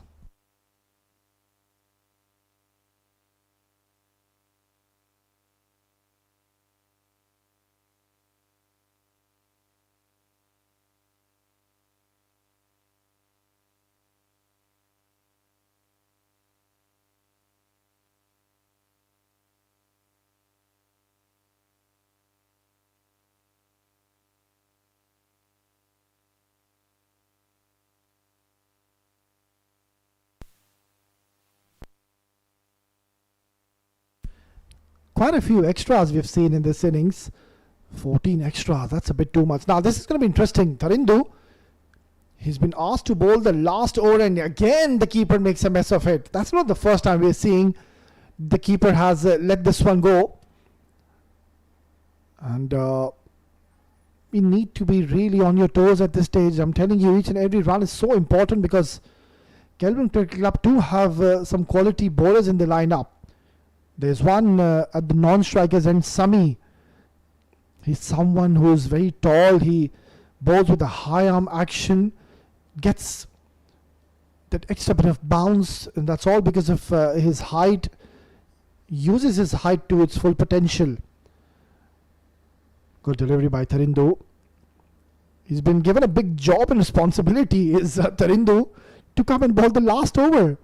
And he's bowling to Pasindu, who's someone who will fancy his chances against the spinner. Straight away there's a call of 2. It's going to be a long chase, and they should be able to come back for easy couple of runs.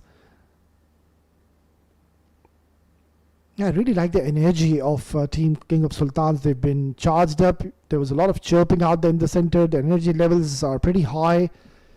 Already 2 points on the table. They've won the first encounter, mind you. And now,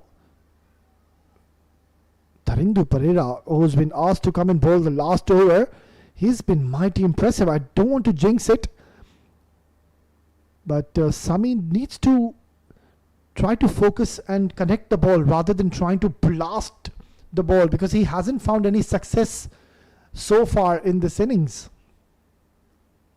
Again, you can see there, he was all over the place, just clearing his front leg and using all his force. It's that kind of a wicket where it does at times keep a bit low, and Sami hasn't gotten from the middle of his blade at all this innings. We're going to the last delivery of this innings. What a terrific over from Tarindu. Can he finish strong? Yes, he can. He does well. They're surely going to come back for the second. This could be a run out. In fact, they do well.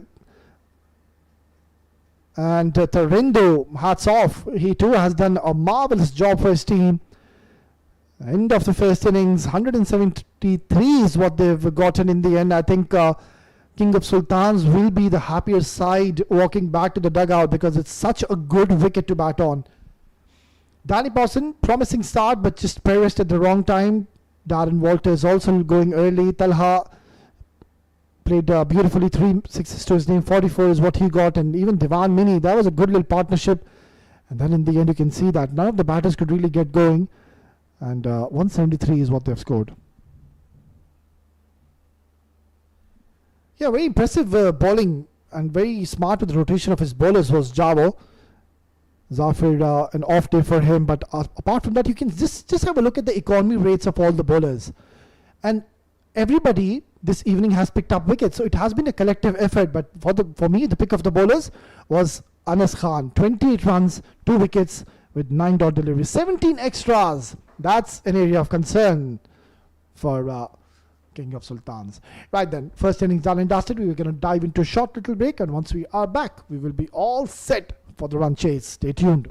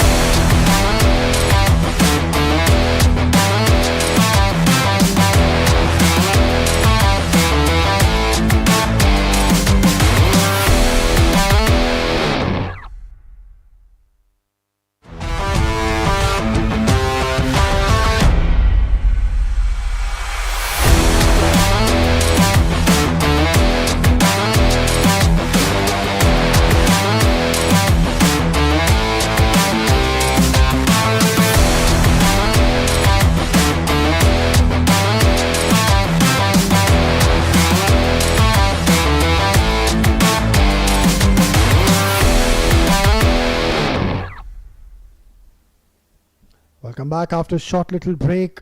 First innings done and dusted. 173 is what they've gone on to score in the allotted 20 overs. It was a good start by the two openers, Danny Pawson, Darren Walters, and then of course number 3 batter Talha. He was looking quite threatening in the middle, but I think some exceptional fast bowling is what we've witnessed today. Shiraz Khan, Irfan Yusufzai, Anas Khan, Majad, but I think all of them were super impressive. Right then now, all eyes on the two openers out there in the centre. Kelvin Cricket Club on the other end, they would want to pick up early wickets now. They've got a slip in play, so that's good aggressive intent. Also, they have a deep square leg and a deep third man. So, a packed offside field. 6 fielders on the offside. They've got 3 on the leg side, the mid-on, fine leg, and of course, as I did mention, a deep square leg. So it's going to be a fascinating period of play. And the umpire on your screen says play. Right on the money. King of Sultans, they know that it's such a good wicket to bat on. Saeed Maqsood, of course, one of the most experienced cricketers we have in the UAE domestic circuit, was out of the cricket scene for quite a while, but good to see him out there in the centre alongside Abdul Muqtadar Babar. What a brilliant innings he played in the last encounter. So Rahman Zafar, he needs to make sure he goes for the kill, tries to pick up early wickets for his team. And the way Saeed Maqsood bats, he's someone who won't really use his feet. He relies more on his hand-eye coordination. He's someone who has got a really good eye. And anything in his zone, in his arcs, you will see Saeed Maqsood will go hard and big against Rahman Zafar. So what Rahman needs to do is just ensure he tries to bowl slightly fuller to Saeed Maqsood. Outside edge and put down.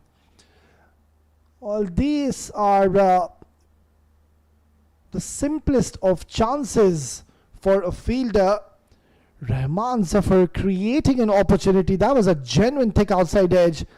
And the slip fielder literally had to move an inch.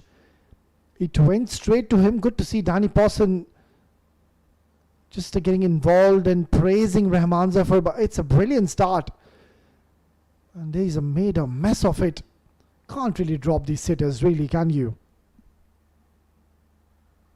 This is pulled away once again. He has protection, but it will beat the fielder. Gets a boundary. So how many times have we seen this in a game of cricket? It's become a norm, really, when we see a catch being put down in the next delivery, batter smashes you for a boundary. Look at that. Hardly any feet movement. He's someone who's a God-gifted cricketer. Really can pick up the lens very early. Lucky, he's still out there. Bowled him! What a sight for Rahman Zafar. That is a massive wicket. A catch was being put down, but have a look at his celebration. It just means a lot to this man. And he's knocked the stumps. What a tremendous delivery. It came in sharply, and he's just made a mess of the stumps. It's a big blow. They lose their first. Saeed Maqsood has to go back in the first over. 4 for 1.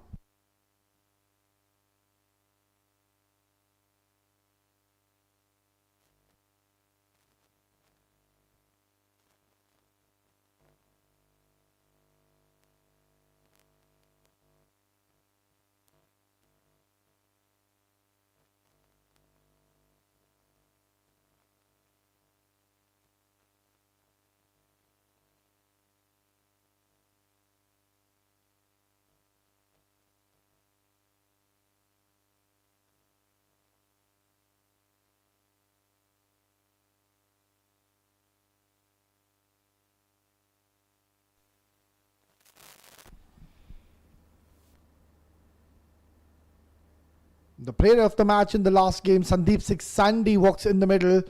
But I can promise you there would be some pressure because Rahman Zafar is on fire.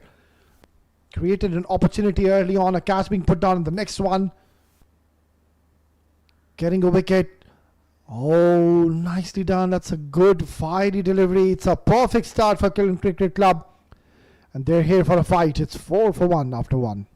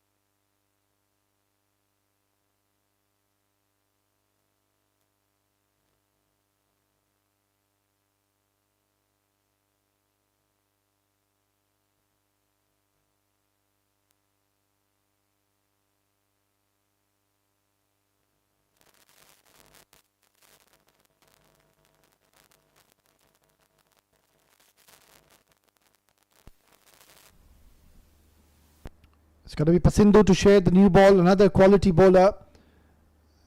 He too will look to pick up early wickets. That is what they need. They've already picked up one. Pulled away nicely. It's gone out of here for a maximum.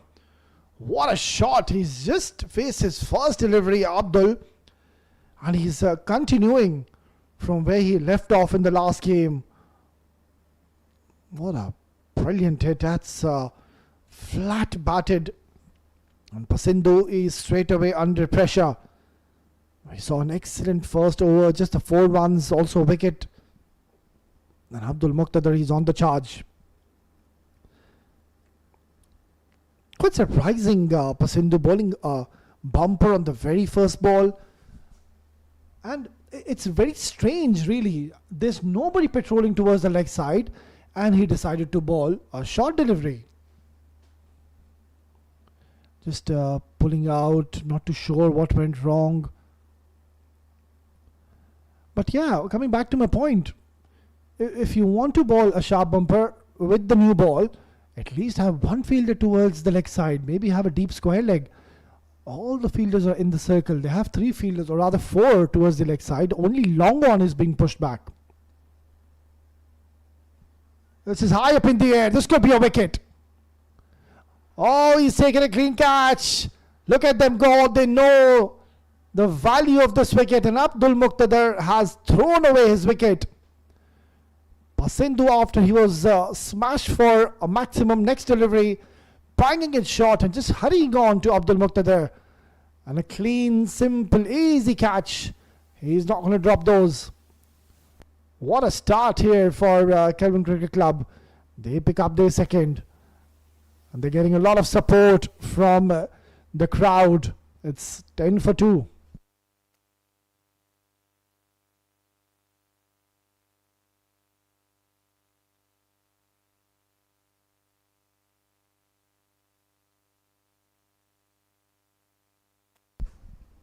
It's great to see friends and family, the supporters out there for Kelvin Cricket Club. They're enjoying this game of cricket. It's a beautiful evening here in Abu Dhabi, mind you. The temperature were hovering somewhere around 45 degrees this afternoon. Now it's a very nice, cool evening. And certainly they wouldn't mind a cup of tea watching this a very fascinating encounter between 2 talented teams. But what a terrific start here in this innings for Kelvin Cricket Club, getting 2 wickets in the power play. We're just into the second over. Surely they would be under the pump, under pressure. The field remains the same. Still they have a long on in position alongside a deep third man. Wajahat Butt was simply brilliant in the first game. Now he's got a job in his hands, facing the fire of Pasindu. Beautifully played. That's a glorious stroke by Wajahat Butt. Always was in control. Simple push. No hassle whatsoever. Look at this. Nicely done. just a simple back foot punch, and it is that kind of a ground where you do get value for your shots. It's a lightning quick outfield here in the Tolerance Oval, and you can trust the bounce of the surface. It's coming onto the bat really nicely. As the day, or rather the evening, has progressed, we've seen how easy it becomes in the second innings for the batters to really play to the line of the delivery. Oh, he was all over the place. If ever so this wasn't a no ball, it would have surely been a wide. It's a mixed bag of events this over. We've seen a maximum, we've seen a boundary, we've seen a wicket, and we've seen a wide and a no ball in one delivery. So Sindhu needs to just calm down a little bit. They're not really defending a big total, so they wouldn't want for King of Sultans to get off to a fly. Right then, free hit. Crashed away nicely, and didn't really get the power. So no real damage done. Only a single on offer. They're living dangerously, Wajahat, but Sandeep Singh Sandy, of course, so much will be relied on his shoulders this evening. The way he batted, he missed out to his 100 surely. But here he is again. It's a different little challenge for Sandeep Singh Sandy, because these two bowlers are doing a decent job. Watchfully played, just taking his time, and you can afford to do so when you know that the required run rate is pretty much in your grasp. And all you need when you're chasing these modest totals, don't really need to be too aggressive. All you have to ensure, you just don't lose your early wickets. They've already lost 2 wickets. Both the openers are now back into the hutch, and we are still in the second over. So that's not what the doctor ordered.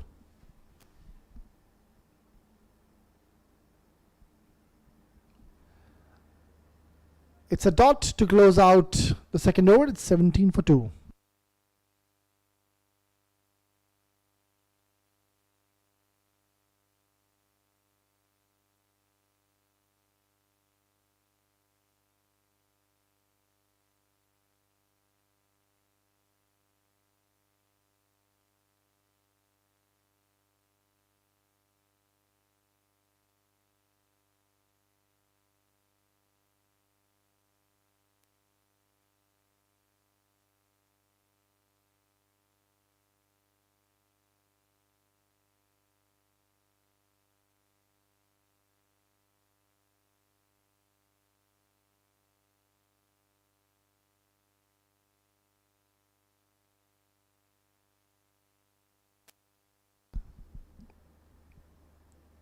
Rahman Zafar to continue.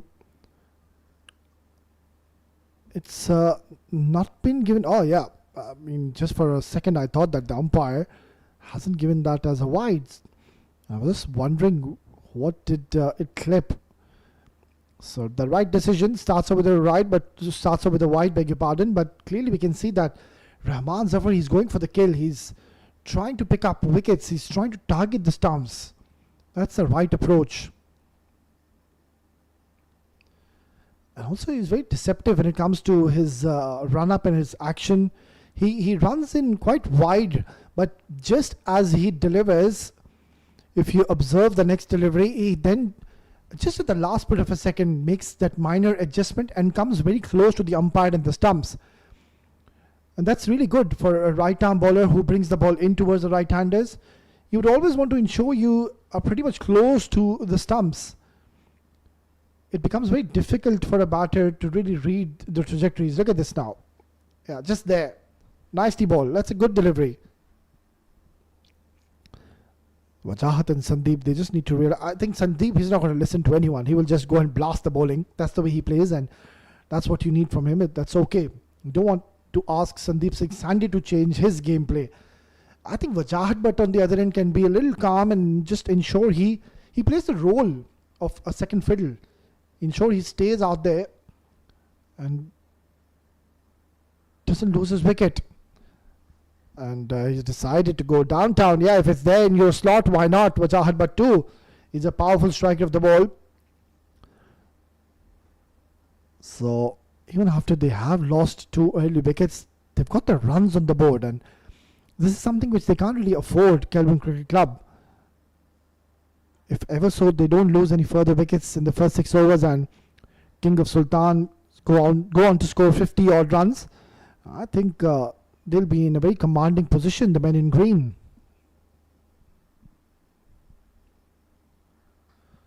That's hammered. It's slapped towards the long on. One bounce into the fence. That's more like a tennis forehand stroke by Wajahat, but that was really slapped down the ground. Rahman Zafar wasn't expecting this. Having a deep third man in position and having a deep square leg in position, the idea is right. He's doing the right thing, but the smartness shown by Wajahat, but you can see that he's just trying to clear his front leg and hitting the bowler down the ground. It's not an easy shot, mind you, when you are trying to smash it down the ground and hit it towards the V. I think he's done some damage to his bat as Wajahat, but and he's now having a bat replacement.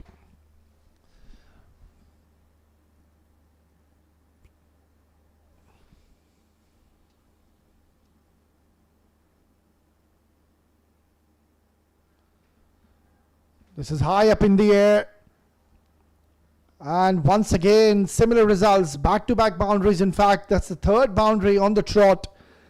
Rahman Zafar has been expensive in this over. So the new bat is working in the favor of Wajahat, but I'm not too sure why he changed his bat. Maybe it was a broken bat. Otherwise, I don't see any reason him to change his bat, because he did strike a couple of boundaries with the bat he was batting earlier with. So an expensive over so far, already 13 runs, or in fact 14 with the wide. Still a delivery to go.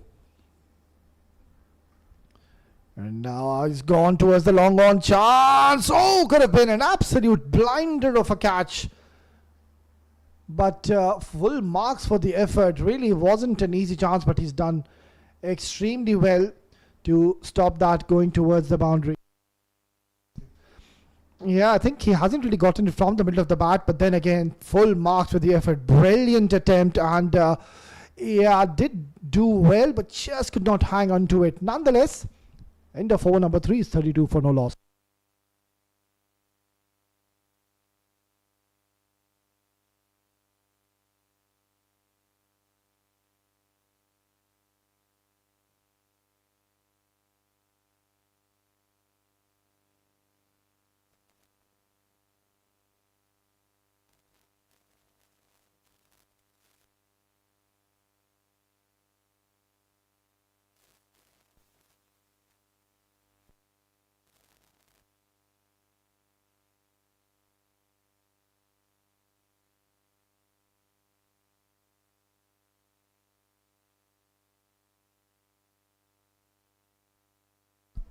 Pasindu to continue. Oh, bowled! What a peach of a delivery, and the back of the hand delivery not read by Pasindu. What a terrific ball onto the stumps, and that's a big wicket. Wajahat, he went absolutely berserk in the last over, was getting runs freely until Pasindu decides to bowl one full onto the stumps, taking all the pace off and deceiving the batter. It's a big blow. It's 32 for 3.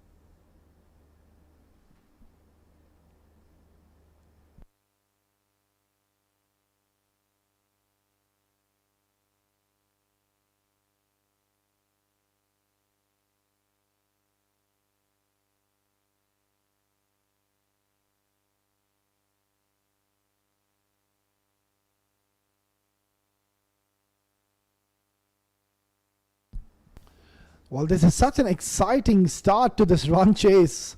Already seen quite a few sixes and boundaries, and the bowlers, they've done well. I mean, they have gone for runs, but they've picked up 3 wickets. So this is exactly what is needed when you're not really defending a big target. You'd always want to pick up early wickets, and they've already done so. And I think the man at the crease at the moment who's on strike, he will be standing in the way of the victory of Kelvin Cricket Club, because he is a genuine match winner, Sandeep Singh Sandhi. If ever so they go on to pick Sandeep Singh Sandhi, I will promise you they will be under tremendous pressure. They heavily rely on somebody like Sandeep Singh Sandhi, who we know that more often than not he will make sure that he gets his team off to those flyers. And all of a sudden we can see that the wicket is slightly keeping low. I did mention in the first innings that we saw even in yesterday's encounter, the ball wasn't bouncing all that much. It was becoming a little difficult for the batters.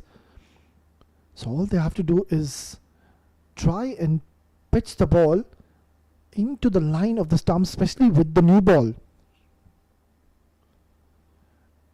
Oh, it's a no ball, and this is something which is really not required. Why would you release the pressure? You're bowling so well. Why do you want to ball these no balls? I mean, he's not really a quick bowler, Pasindhu. He balls somewhere around 105, 110 kilometers per hour. You would never want, rather allow the opponents to get back into the contest after such a good start, picking up 3 wickets. This is the time they really need to be one step ahead, and they would want to get onto the nerves of these batters. Maybe have close infielders in show. You don't allow them to pick up easy singles and doubles. This is a thick outside edge. It's been taken, but to no avail, as it was a free hit. So even after he's bowled a no ball, it's been a quiet over. Pasindhu Vanirachi did well even in the first innings with the bat, but now his services are required with the ball. Already 2 wickets to his name, so as a captain you wouldn't mind really to bowl out Pasindhu. No point really holding him back right till the end. You would want wickets at this stage. Right now, a dot to close out the 4th over. It's 34 for 3.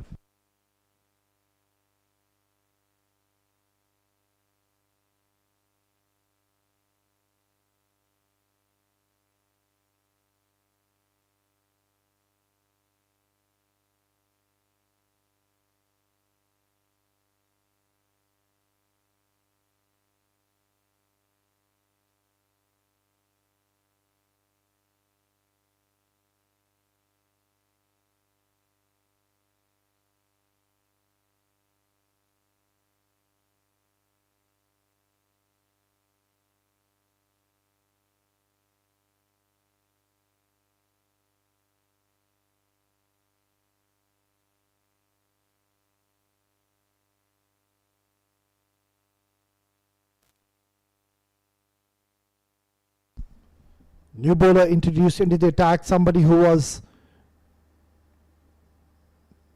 having a great outing with the bat in the first innings. Talha scoring those important, useful runs. But now here he is with the ball, and that's been driven past the 2 fielders, and he's been welcomed with a boundary. So not the most impressive of starts by Talha, trying to bowl way too full. In the end, it was a low full toss. A nice little punch by Anis Sami. Not looking to hit the ball hard, just a mere little push, knows where the fielders are. Good little technique. That's all they need. They don't really need to go after the bowlers. All they need is to just stitch up one good little partnership. Don't lose a wicket until the 10th over. Be somewhere around 75, 80 if ever so. How much are we asking? That's like 40, 45 runs in the next 5 overs after this. So 34 deliveries, and you can easily score 50 odd runs. That makes it 88. So it's simple. Simplicity is what is required from these two in the middle.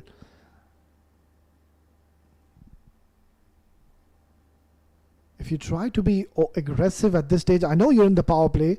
You would always want to look to go hard and big against the bowlers. But the only problem now is because they've lost 3 wickets. That is what is now forcing them to really change their game plan. The mindset has to be is to really stay out there in the middle. The objective now changes. They were looking to blast. Wajahat Butt was there in the middle. It really was severe in the 3rd over. But then after his dismissal, there are a few worrying faces in the dugout of King of Sultans. Easy decision going down the leg side. Good delivery though. So they just need to be a little smart. Sandeep Singh Sandhi, I'm not sure if Sandeep Singh Sandhi will be holding himself for too long. It's something which you don't really see usually when he comes out to bat. Playing 9 deliveries and he scored only 2 runs. He struck this very hard down the ground. It's a clean strike, but Andhra does a good job. Only a single. So they do have good runs on the board. Not chasing a very big target. You can see underneath the scorecard the required run rate is pretty much in their grasp. They're going neck to neck with the required run rate. But it's just that now they can't really afford to be playing aggressively or trying to play those aerial shots, because that's going to give your opponents a chance, and you won't want them to get in the contest and have an upper hand. Good running. Gets only a single. In the end, it's turned out to be decent over by Talha. It's 41 for 3.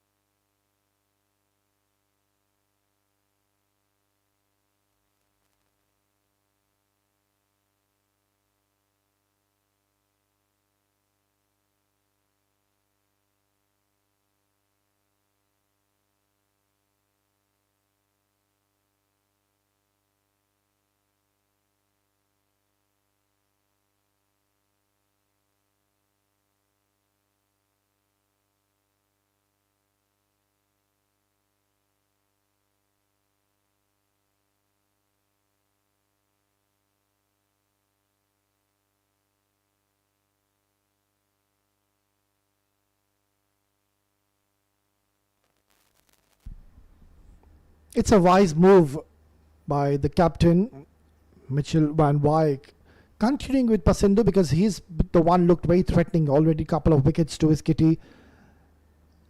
And the reason he's been asked to continue is to pick up wickets.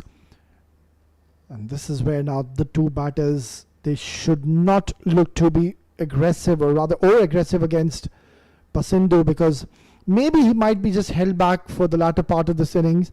So he's most likely bowling his last over until he's going to be reintroduced later on in this innings. But at the moment, the two batters should be asking the question as to why Pasindu has been given the 3rd over, and that is to get another wicket, because we can see that the runs have, the boundaries have dried. That's a bit of a challenge now. That's a beautiful stroke by Anis Sami.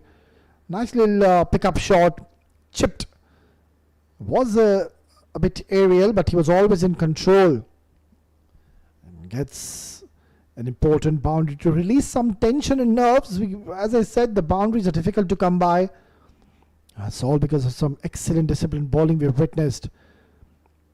Picking up 3 wickets. Pasindu, of course, bagging 2 important early wickets.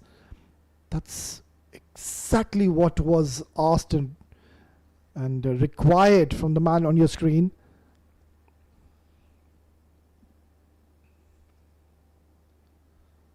Nice little punch.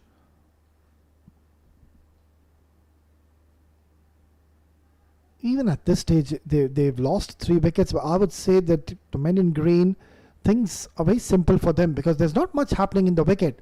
Yeah, I mean, if there was a lot of turn, the wicket was doing a bit, then even this 128 would have been a challenge and really an uphill task for the batters. But it's such a true wicket.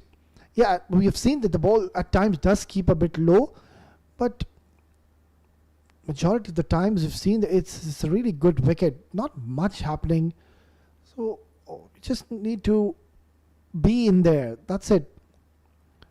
Oh, careful. If ever so, this ball was onto the line of the stumps.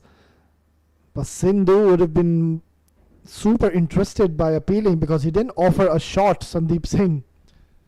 So even if it was close to the stumps, I think the umpire would have given that out, if ever so that was the case. But yeah, going down the leg side easily. So Sandeep Singh Sandy realizing that how much important is his wicket. If ever so they would want to chase this down. Required run rate is now hovering up to 9 runs per over. So we do have a game in our hands. And this was what was expected when 2 very talented teams collide against each other. We've already seen quite a few nail-biting finishes in this tournament.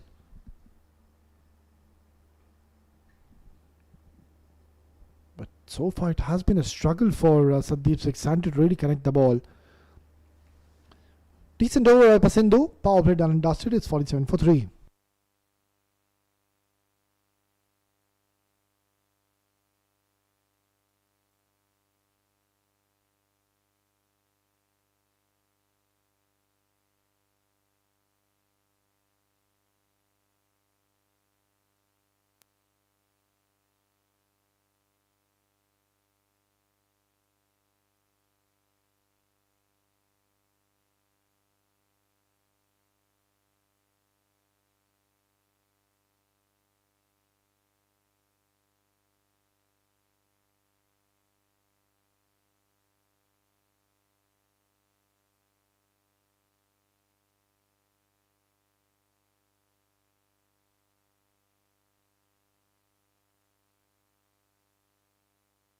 There you go, the confirmation coming in from the umpire. The completion of the power play. 6 overs done and dusted. 47 is what they've scored.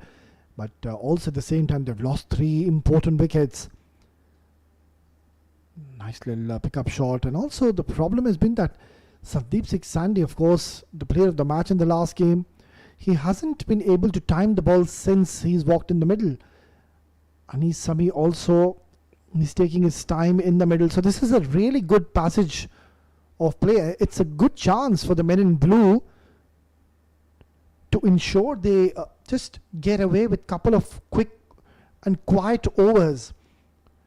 That's where you will see the required run rate will go beyond 10, 11 runs per over. And then when you go on to lose a wicket, you're always at the back foot, beg your pardon, as a batting team.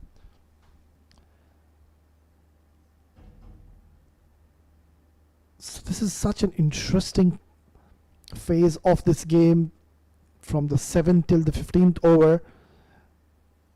Both the teams need to be smart and switched on. On the other end, Sandeep Singh Sandy is someone who can really shift gears when required to do so. Asking the question, loud appeal, but I think that was a good and an easy decision. Really, it was just going down the leg side. Talha bowled a magnificent first over, rightfully so. He's been asked to continue. Will now, of course, have extra bit of protection in the field, having a deep mid wicket, deep square leg, long on, long off, and a deep cover. So the third man in the circle, and also the fine leg is in the circle.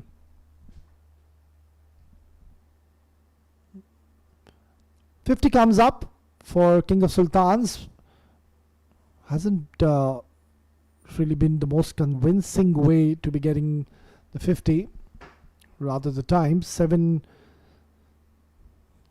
over is in progress. Still a lot of runs to be scored. This is a good little contest we're witnessing.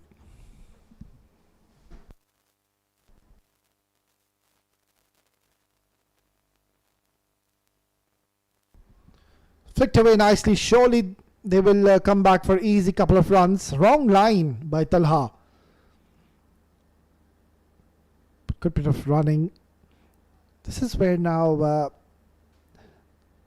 team Kelvin Cricket Club, they should believe this is a great time. The boundaries are difficult to come by, that's for certain. So this is that stage of the game where the batters, they do tend to get a little frustrated. They will try to just manufacture a shot out of nowhere. And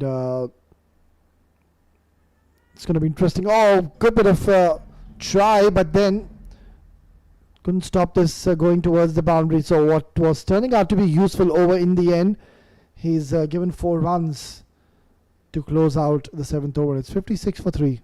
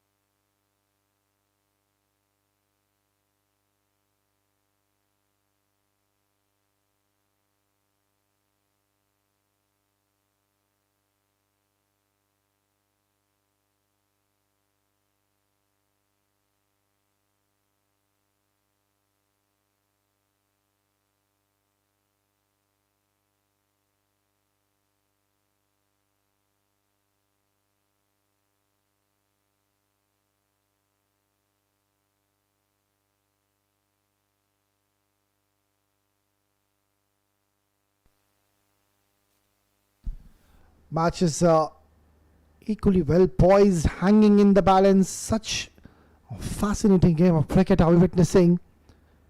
Oh, that's a horrible way to start off the over. And surprisingly, they just ran one. Could have easily come back for the second, but nonetheless, Umar Farooq getting it all wrong. Don't really see much dew out there. We haven't really seen the towels come out as of such. It's just that Umar Farooq, I think he's not loosened up properly. You could see even after the first delivery he's bowled, he's trying to just stretch and trying to do a bit of a warm-up.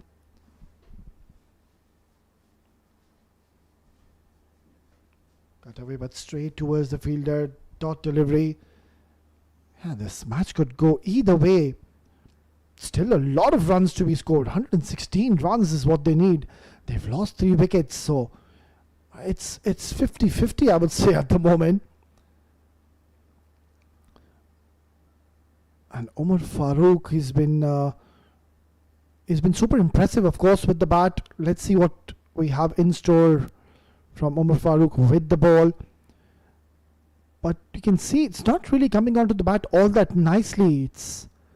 It has been a little tough for the batters to really connect the ball and middle it and time it. Even Sandeep Singh Sandhi, it's quite contrasting to what we saw, what he did in the last game. He was on fire. He literally took all the bowlers and just was dealing in boundaries and maximums. But today it's a different story altogether. And this time he's had enough. He's crossed this towards the deep wicket for a mighty maximum. That's what they need. They need just that one big over to really get back into the groove. Because the men in blue, they've made life so difficult for the batters out there. The boundaries dried up. Hardly have we seen any maximums in this innings. Wajahat Bhatt after his dismissal. You can see both the batters, they've played a lot of deliveries. So this could be that over they were after. Umar Farooq didn't start off well, bowled a wide. Couple of wides to start off, and even now again a poor delivery. So these are the moments of the game where you really allow the batting team to come back into the contest. He's not really supporting the cause at the moment as Umar Farooq, and I don't really think He's going to be given another over if ever so. He goes for any further runs, 12 runs. That's a lot of runs when you are not defending a big target. And on that kind of a stage where it has been a struggle for the batters to really rotate, strike and get those singles and doubles. Forget about the boundaries. So he needs to be switched on over Farooq. It's not that that he's bowled in those good areas. Now this could be a chance, is it? Oh, what have you done? It was a simple chance, but there was a bit of intervention. Not too sure if this was required. It was going straight into his hands, and Sandeep Singh Sandhi, he knew he's a goner, but oh, why would you do that? There was no real need to really interfere, but that is a very costly miss, I can assure you. It's 72 for 3 after 8.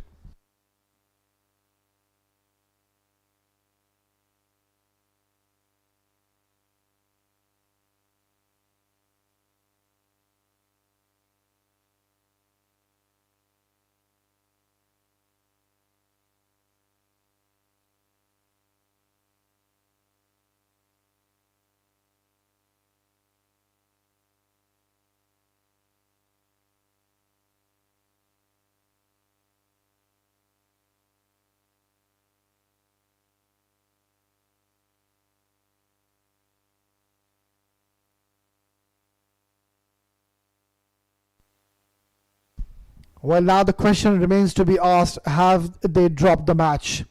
Sandeep Singh Sandhi, he is an absolute beast. He is someone who can really take the game away from the opponents very quickly. But now, this is a good decision. You need to get Danny Pawson early into the attack. They now realize that this partnership is looking quite threatening. He was by far the pick of the bowlers, even in the last game. And he's someone who's so consistent. I really like his trajectories. Very, very precise, very disciplined bowler. Overall is Danny Pawson. And his services are surely required in this important clash. Nicely done. That's a very smart stroke. Good batting here by Nisami.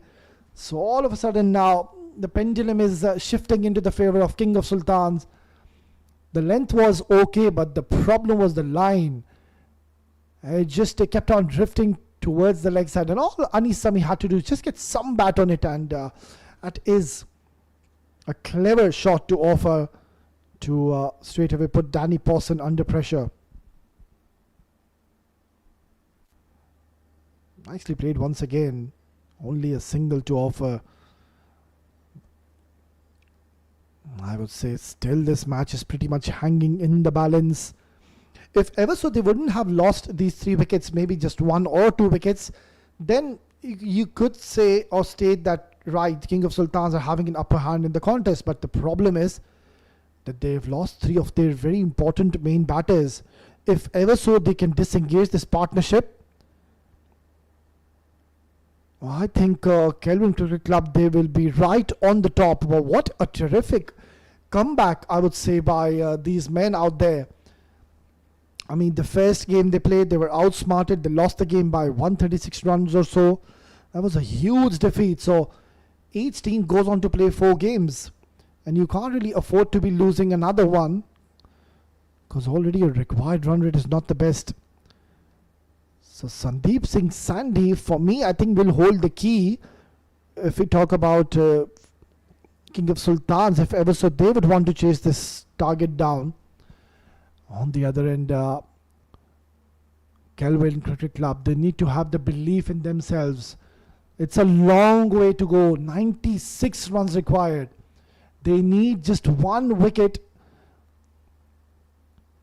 And surely there will be a lot of panic in the camp of King of Sultans, who have started off their campaign with a bang, already 2 points to their name.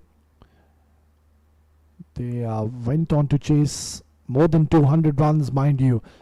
But that was a different wicket. It was a different surface, different day, different time. Balls well. It's a good delivery to close out over number 9. It's 78 for 3.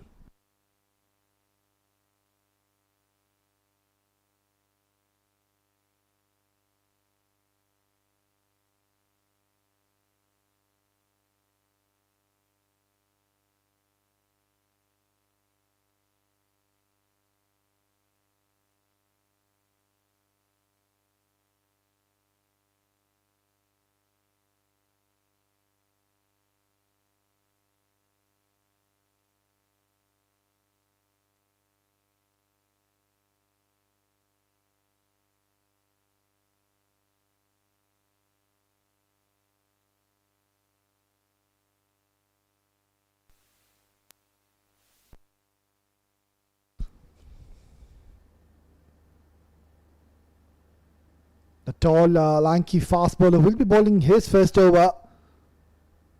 Before we go into drinks, nicely played down the ground, will only be a single. So all they have to do, Anisa and Sandeep, is to just ensure they don't take any unnecessary chances before they go into the much needed drinks break, and then they can just have a mini meeting and just discuss as to how to chase the rest of the runs in this innings. But you don't want to be getting out and then going to the drinks break. It always puts you under tremendous pressure. Good cricket all round. It was good delivery, and Anis Sami being smart, letting the ball come to him and then guiding it for only a single. Singles is what they need to look for in this over, really. I mean, 94 and 64 is very chaseable. Having the depth they hold in the batting line of King of Sultans, this match is equally well poised, hanging in the balance. Such a high octane game that is exactly what was expected from these two teams. Did a good job, a decent job. The men in green, of course, with the ball, gave quite a few extras. That was one area of concern. And now, what an entertaining passage of play have we witnessed. 3 wickets in the power play, but then since the arrival of Sandeep Singh Sandhi and Anis Sami, they've just steadied the ship and ensured that they stay out there in the middle and not allow Kelvin Cricket Club to get back into the contest. Very calculated innings, sensible in their approach, know how much they're chasing, know the value of their wickets. And this has been one area of concern, really. The extras, they can't afford to do so. I mean, you put and apply the pressure on the batters, and then all of a sudden, by bowling in those good consistent line and lengths, and then all of a sudden you just bowl a horrid delivery. Luckily that Sandeep Singh Sandhi didn't get bat on this, otherwise this was going towards the boundary. Straight towards the fielder, dot delivery. Even each and every dot delivery you will see that there will be slight bit of pressure. But yeah, Sandeep Singh Sandhi, he was put down, mind you, when he was batting on 16, I believe. And that was a very costly miss.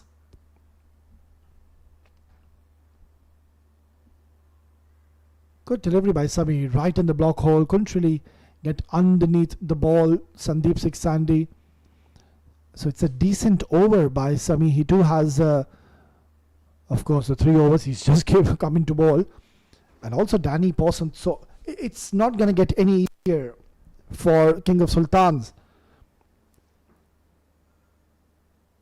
2 bowlers, 2 high quality bowlers who come in and bowl in these kind of situations where they do have vast experience to really put the lid on the scoring. Call is for 2. Careful when you're running with Sandeep Singh Sandhi. He's not the quickest between the wickets, but does well in the end, gets 2 more runs. So the idea was right, and this is exactly what I mentioned before the start of the over, that they need to be a little sensible. They need to ensure they don't throw their wicket away before we head into the drinks break. So it's just the last delivery. Anis Sami should see off this over and get the much needed electrolytes going in the system and then come back fresh. In fact, he gets a boundary to close out the over. Even better results. Very smart batting by Anis Sami. Knows where the fielder is, and Sami has once again bowled Loosner. Players will take drinks. It's 88 for 3.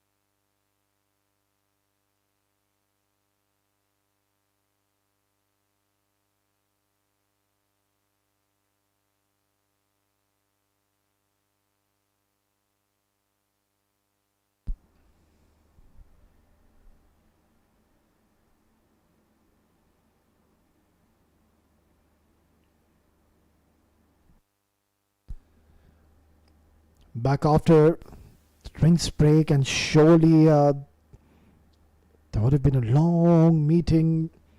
The coaching staff, of course, the management would have gotten involved, and they need to have a plan and a strategy in the mind as to how to defend these runs. They know that they have gotten 3 wickets in the power play, but this partnership is looking quite threatening. They need to really get either of these two batters, Sandeep Singh Sandhi. That will be a massive wicket.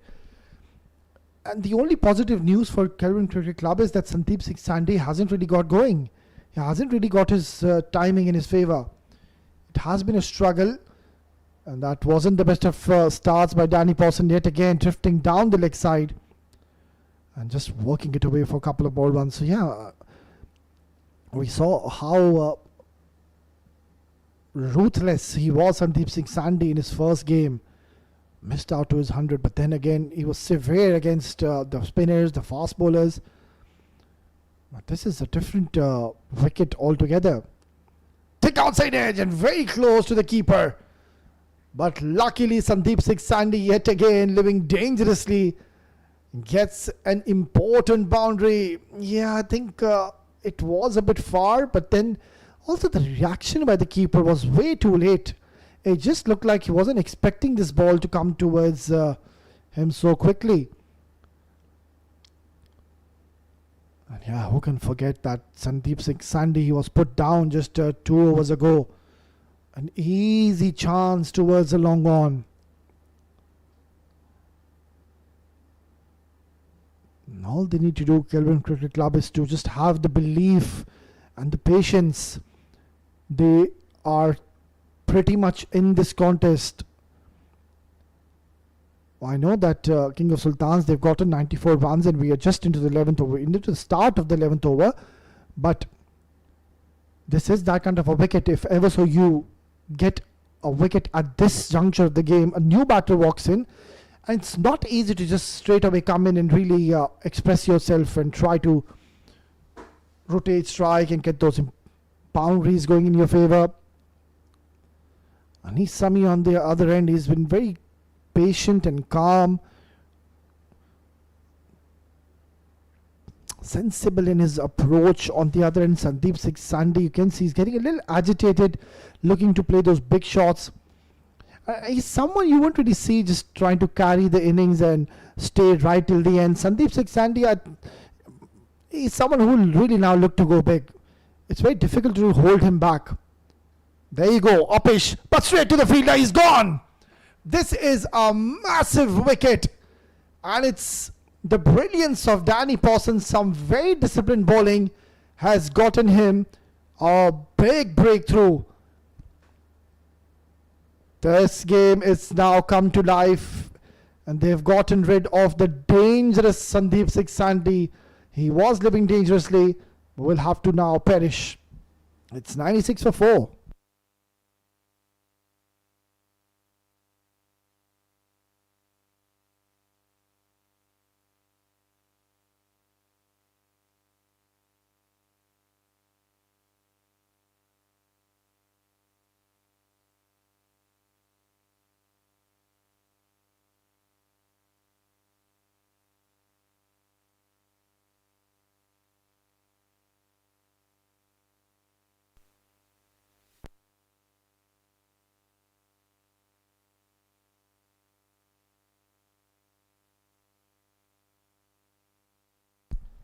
Well, this man on his screen has been super impressive.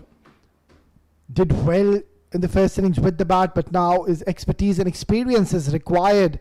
And so far he's been spot on. He's picked up one of the most important wickets of King of Sultans. And now over to you, Captain Javo. Just makes his way in the center, starts off with a thick outside edge. Nonetheless, this is a very good over by Danny Pawson. It's 97 for 4.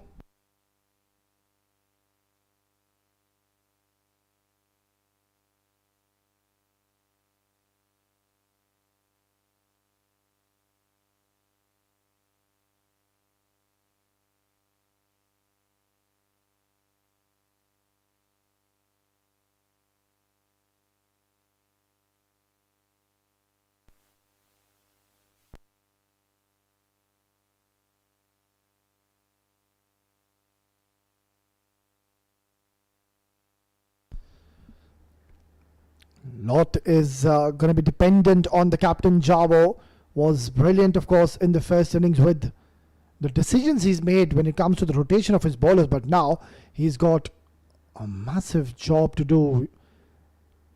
Still plenty of runs to be scored. Javo playing his second game. Captain needs to play a captain's knock. Oh, they're asking the question. Dan Kelvin! Sami strikes and look at them go. Kelvin Cricket Club will now believe they are having an upper hand in this game, and Javo cannot believe what he's witnessed. He's claiming that it has brushed onto his pads, but Sami getting an important breakthrough, and now the captain departs. Half of the side is now back into the hutch. It's 97 for 5.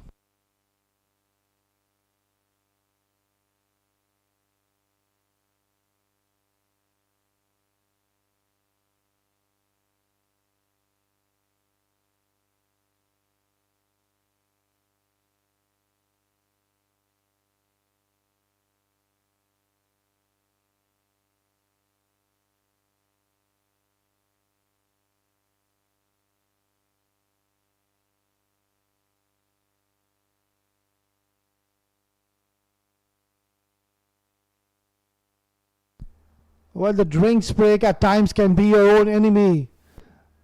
Just after the drinks break, 2 wickets have fallen. 2 very important wickets, of course. First, the most important wicket of Sandeep Singh Sandhi, and following his footsteps was the captain Javo, trying to flick it towards the leg side and just getting the slightest of edges. But Sami and Danny Pawson, they're making life tough for the batters of King of Sultans. And now over to Tarindu Pereira, who didn't have the best of outings with the ball. He's got a responsibility with the bat. Can he really just take his team over the line? 77 needed. Lot of runs required. Beautifully bowled. He's got a spring in his stride. Sami, all of a sudden, they're all over King of Sultans, and there's a lot of chirping going on in the center as well, trying to get onto the nerves of Tarindu Pereira. Anis Sami on the other end has been impressive, but he's losing partners at the other end, and that will certainly put extra bit of pressure on Anis Sami as well. And this is the passage of play, as I did mention early, that if ever so you lose a wicket, they did lose 2 wickets very quickly. The batters who come in next, they're always at the back foot. You can now see, tension in the middle. Anis has gone down to Tarindu, and surely the message would be that, look, we've lost 2 wickets, but we can't really afford to be just staying out there and playing a lot of dot deliveries. The required run rate will go out of our hands quickly. So let's try to at least focus and take the singles, because there's nobody patrolling in the 30-yard circle towards the leg side. Another dot delivery. So make that the 4th dot delivery, including a wicket in this over.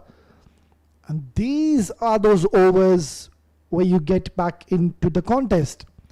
It's a shorter format. You don't really have much time in your hands. So couple of good overs, or even one good over, really makes a vast, huge difference in the game.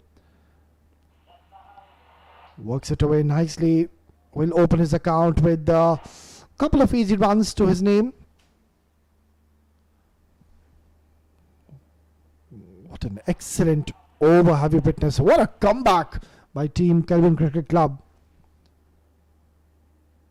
Picked up 3 wickets early on in the power play, and then there was that mini partnership between Anis and Sandeep Singh Sandhi, who never really got going. I did mention that he was not looking in a great touch this evening. What a fine over by Sami. He's brought his team back in this contest. It's 99 for 5.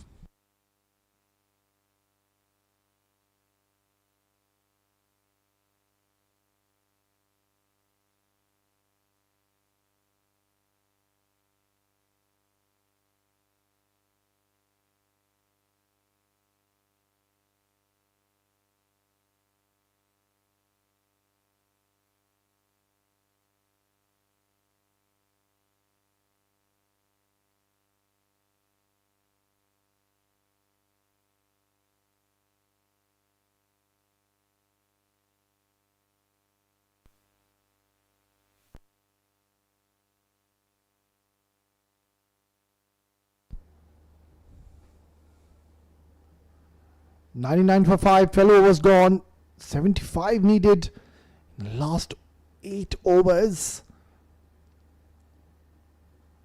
The challenge now for the batters is that you've got 2 more overs of Sami and then you've got 2 overs of Danny Pawson, make that 4 more overs.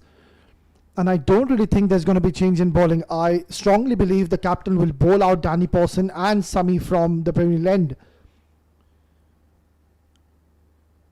And these 2 bowlers are as of such that they're so disciplined. I mean, the lengths which they bowl, they'll bowl the heavy ball. The variations did come into play so far. Danny Pawson has picked up a wicket alongside Sami as well. So odds are against King of Sultans. Somebody really needs to step up. 100 comes up in the 13th over, but they have lost 5 wickets. Half of the side is back to the hutch. Danny Pawson is more like a bowling machine. Really, you can just ask him day and night to come in and bowl in one area. Just makes a small little box towards the good length area and ask Danny Pawson to land the ball in the box. And I think out of 6 times, he's going to land at least 5 times. He's so precise. He's someone who will just run in hard. Keeps things very simple, very easy to the eye. Nice little action. There you go. It's pulled away, but there is protection and brilliant bit of fielding.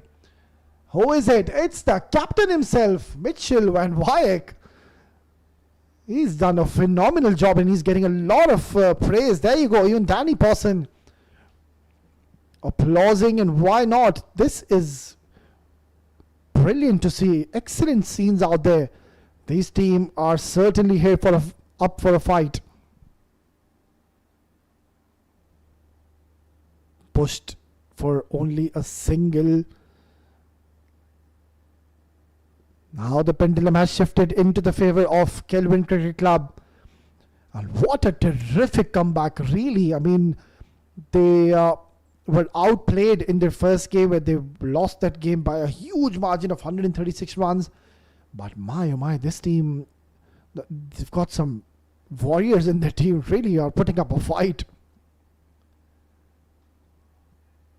And look at what they've done. They've gotten half the side back into the hutch.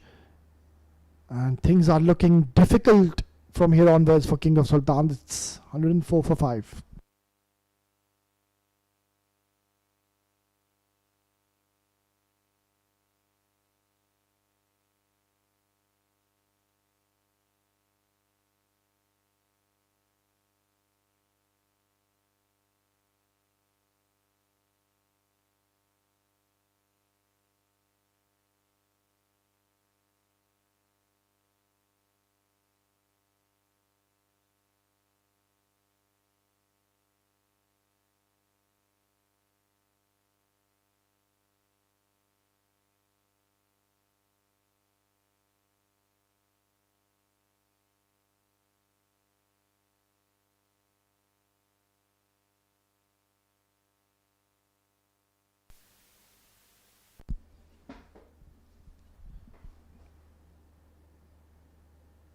Sami will continue, bowled an exceptional couple of overs, bagged a very important wicket at an important juncture of the game.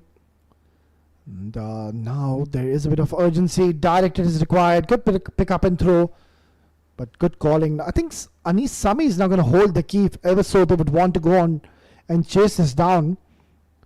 It's not out of reach. 69 in 41 deliveries is pretty much achievable. Only issue is the wickets column. They now cannot afford to lose a wicket. If ever so, they lose Anis Sami at this stage. I think then it will become very difficult for them to clinch victory. Slightly uppish.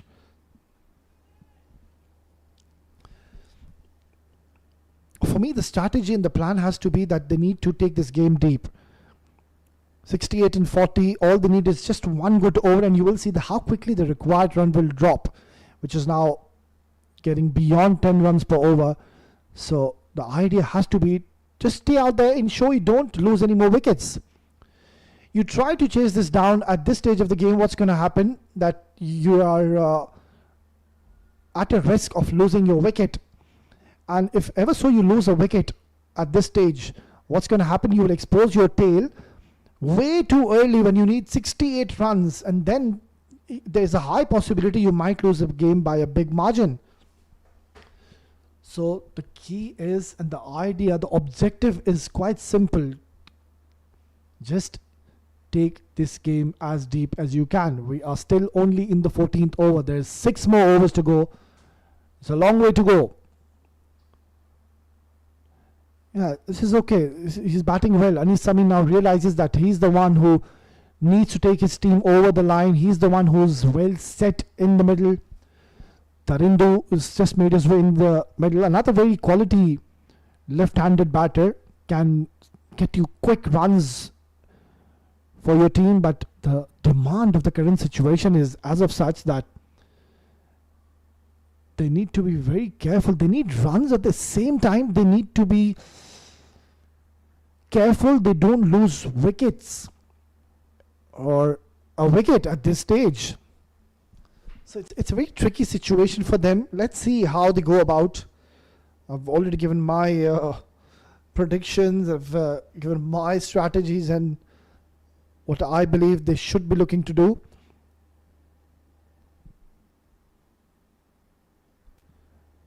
Tap and run, quick single, does well. So another excellent over by Sami comes to the end. It's 109 for 5.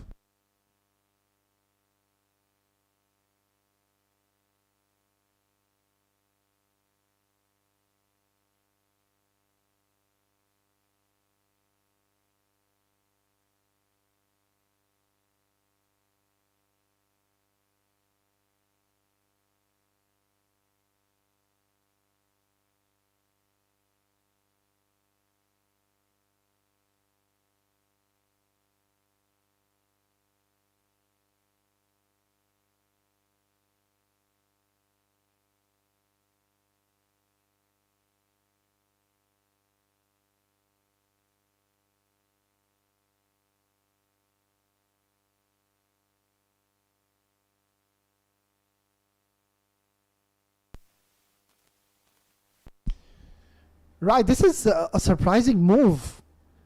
They've opted to remove Danny Pawson from the attack. I would have really asked him to continue at this stage, because this is the time now. I think Anis and Tarindu will look to go hard, and Danny is very precise. So this could be the over. They could get back to the contest. It's hit hard and very close to the fielder. Could have been a blinder of a catch, but just falling short. Surely now these two will have a word with each other and think this is the right time. A new bowler. Not a new bowler. He's already bowled a couple of overs, I believe. But the way Danny Pawson was bowling, I mean, really should have continued with him. Having Talha at this stage, I'm not too sure. Well, this is skied up in the air. Is this a chance? Oh, careful, careful. That could have been a nasty injury. Don't want to be colliding against each other. Talha, he's not a happy man. Not so the keeper as well. There was an opportunity created, and you can sense the urgency coming in. And the collision, that was a nasty collision, and he's down. And surely he'll need the medical attention. I hope he's okay. He's down on the floor. But yeah, the medical team has surely gone in, and they will have a check on him.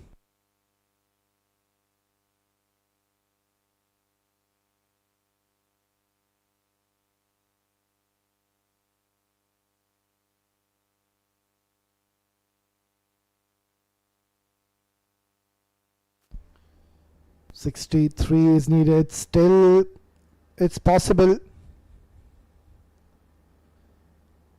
Oh, what a shot down the ground. And this is what I was mentioning. Why allow the opponents to get back into the contest when there was pressure applied on the two batters? They removed Danny Pawson from the attack. He had one more over. But the captain thinking otherwise, bringing Talha at a stage where they needed big runs, and I'm sure they would have wanted to play Talha rather than Danny Pawson, because Danny made life difficult for the batters. But then it's the captain, he made the choice. Let's see if it pays off. But I think Anis and Tarindu, they wouldn't mind playing Talha rather than Danny Pawson, because this is one stage where a bowler, he's not really loosened up, he's not really warmed up. They could go after him this over. Nicely worked away. Straight away there's a call of 2, but it's straight towards the fielder. No chance. You don't know, be challenging the arm of the captain, Mitchell Van Wyk. He's got a rocket of an arm. So 7 runs in the first 4 overs. And these 2 deliveries, I think Tarindu Pereda will now have the license to go really hard on these last 2 deliveries. Oh, he's been cut into half. What was that? Yeah, no intent really. He really should be looking to go hard in this over. It's end of the day, it's a good over from Talha. He's somehow sneaked in with just the 7 runs. If ever he bowls one more good delivery, I think he's going to be proving his captain right. Pulled away nicely. He's got a lot of bat in this one. It's gone for a maximum. These are very important runs, and 7-run over is now converted into a 13-run over. In fact, it's been given as a boundary. Maybe they want to have a recheck on this.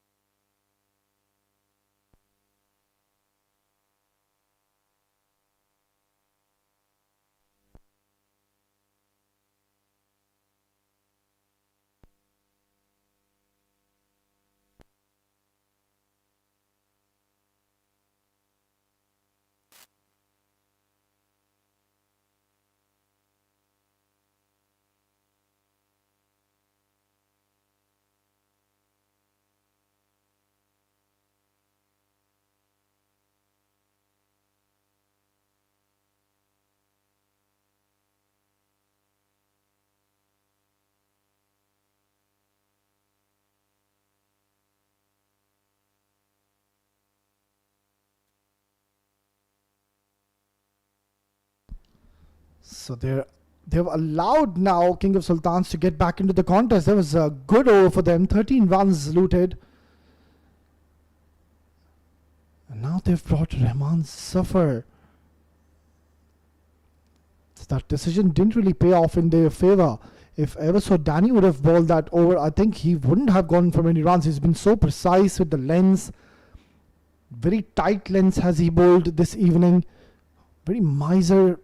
Was very economical, and the pressure was on. They were finding it difficult to whenever Danny Pawson was bowling at the batters. Only a single. So it just looks like this will go down to the last over of, in fact, the last delivery. We're expecting to have an absolute nail biter of a contest. We've already seen quite a few thrillers which have gone to the last over in this tournament, and this one also promises to be a good finish eventually. Rahman Zafar has been reintroduced into the attack. Picked up nicely, but there is protection. Only a single is not going to be a problem whatsoever. But this match is nicely now hanging in the balance. This could be anybody's game. It's 50-50, I would say, because they have 5 wickets in hand and not many runs to be chased. I think they just need one good over. That's where they will have an upper hand in this game. Crash towards the cover, and this will find the fence. So Tarindu Perera is now turning on the heat.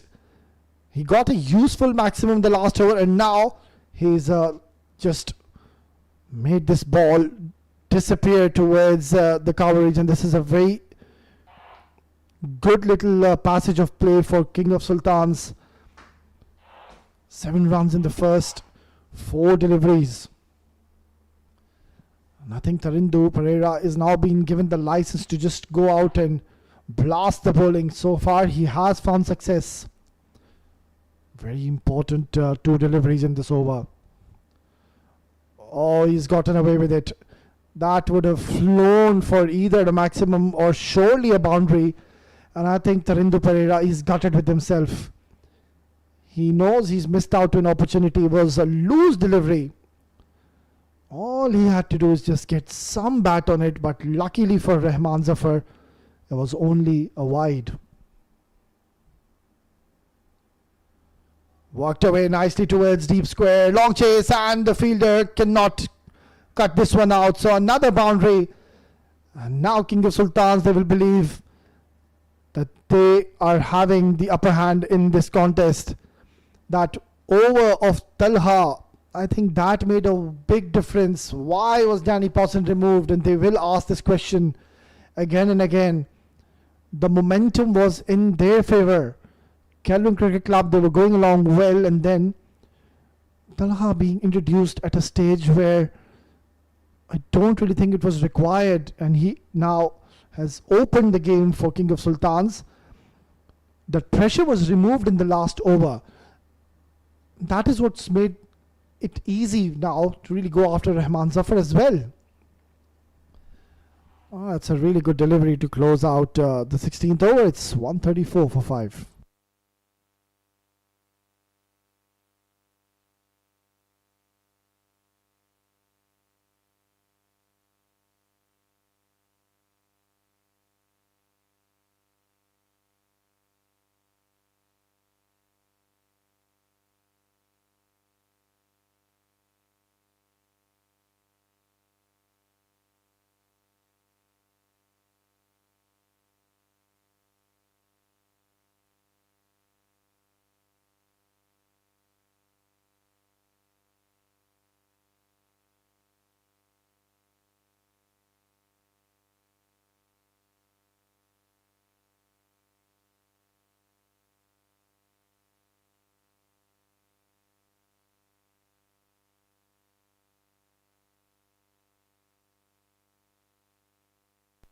What an exciting game of cricket have we witnessed.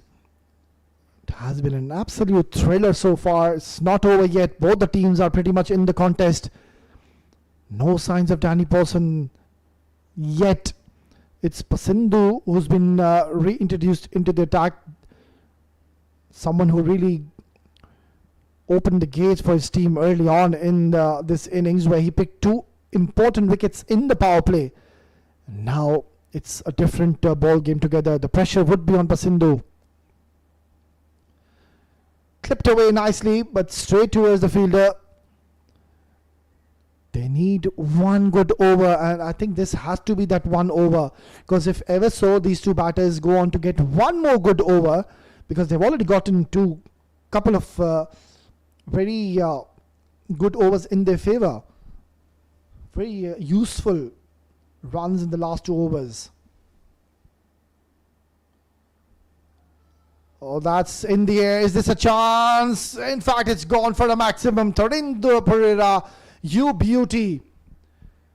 He came out to bat at a situation where there was immense pressure. But Tarindu Pereira, he's not having any of it. And what a shot this was. Excellent shot to get 6 valuable runs. 27 and 16 deliveries. It's a match-winning innings by Tarindu Pereira. He's still out there.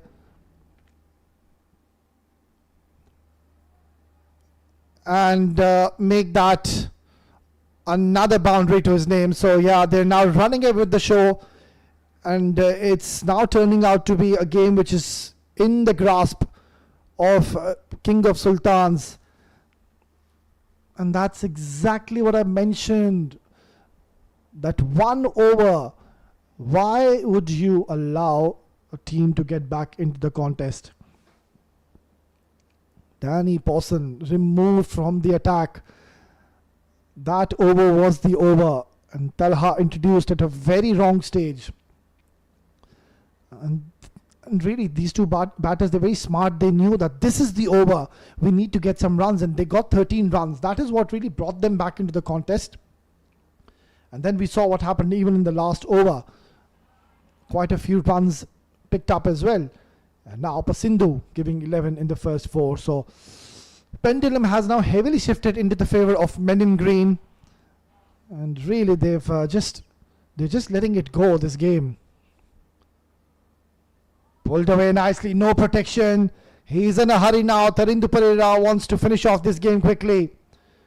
Only 25 runs is what is needed. It's a poor delivery, really. No protection down there. And bowling a short delivery. And that too with no pace. Having only deep. If ever so he had a deep square leg, I understand bowling the short stuff. But then he has a deep mid-wicket alongside the fine leg in the circle. And then he's opted to bang in short. So it's a brain fade by Pasindu. Yeah, this is much better, but very smart by Tarindu. Such an impressive knock by Tarindu Pereira. Getting his team into the contest, and surely they should be getting these 24 in the last 3. It's 150 for 5.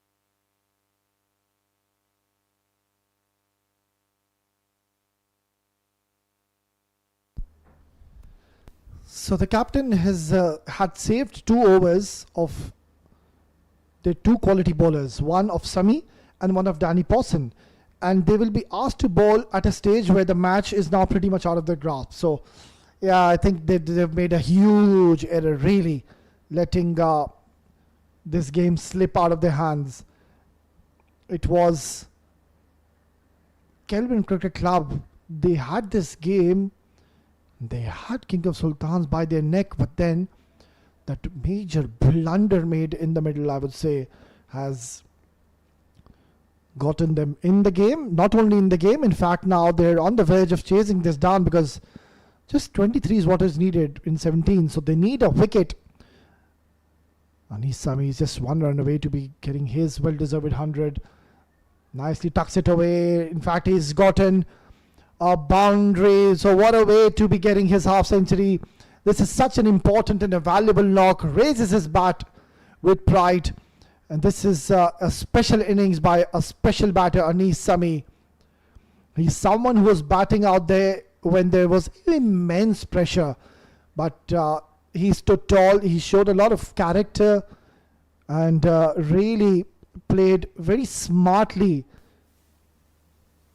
Just ensured he gives time onto this wicket, and once he got adapted, you can see what he's done. 53 in 38, and this is surely going to go down as one of the great knocks we've seen in this tournament.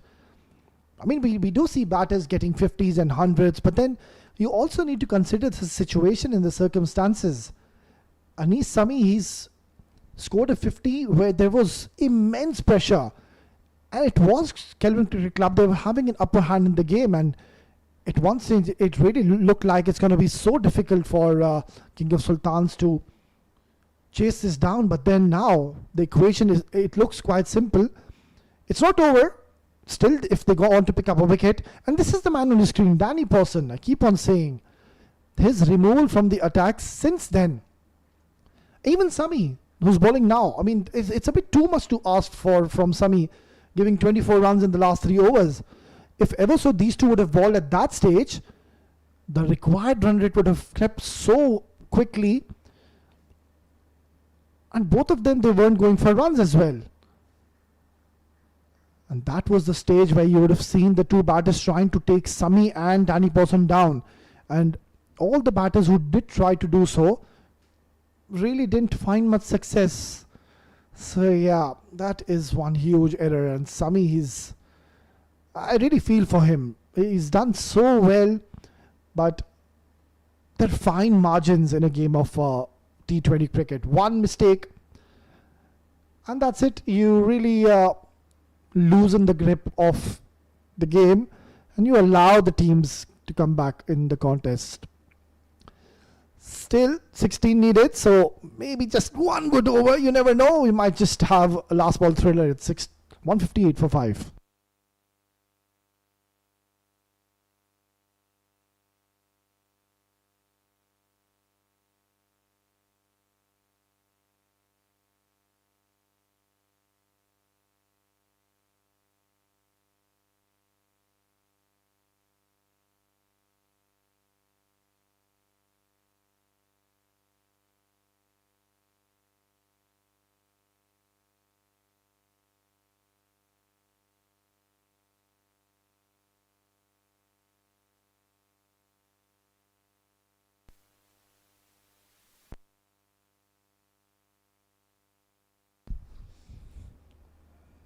So here he is, by far the pick of the bowlers, was asked to wait and come and bowl at this stage where only 16 is required. Now this is high up in the air. Chance, is it? It's not over. Still 15 needed. Danny Pawson can still turn the table. They need one wicket. They get one wicket. You get a new batter at the crease. You bowl a couple of dot deliveries. The pressure then switches back to the batting side. So I think just one more wicket, and I believe again the gates will open for Kelvin Cricket Club. This is high up in the air. How far has this gone? Not far enough. Couple of more runs added. So he's not holding back Tarindu Pereira, just trying to get one more bound really to bring it down to run a ball. We have seen funny things happen in the latter part of this innings. Still, it's not over. Yes, I would say 90% for King of Sultans, but one more wicket is what they need, which will bring a new batter at the crease, and coming in and chasing anything more than 8-9 runs per over in the last over. It's always going to be a tough ask. I mean, there's nerves, there's a lot of tension. You don't want to be in the firing line as a batter. Beautifully bowled, dot delivery. Even dot delivery is absolutely gold dust. He's been the pick of the bowlers by far, Danny Pawson. Look at his figures, 23, and picked up a wicket. Two very important deliveries loading. This is high up in the air. Is this a chance? And he picks up a very good catch in the deep. And who is it? It's Danny Pawson, who's yet again given his team a glimmer of hope. Lovely back of the hand delivery. He's taken all the pace off. And this is where the experience and the expertise come into play. And my oh my, Danny Pawson, what a brilliant evening he's having. He's picked up a wicket. Still 13 needed. What a game are we witnessing? 161 for 6.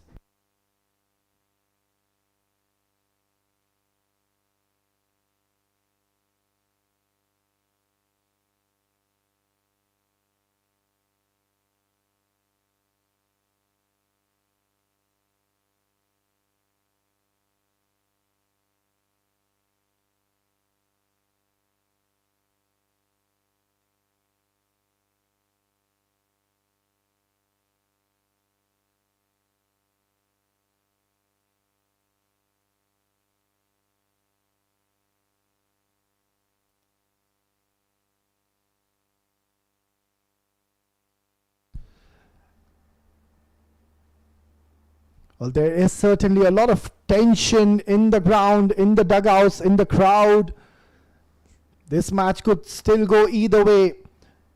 Danny Pawson, can he bowl one more good delivery? That will make 13 runs in the last over.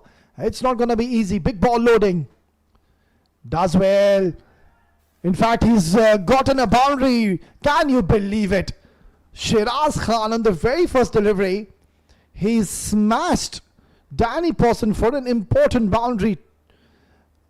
It was in the block hole, but even then Shiraz Khan, he was very deep at his crease. Very smart batting by Shiraz. Gets a boundary. We're going down to the last over. 9 needed of 6.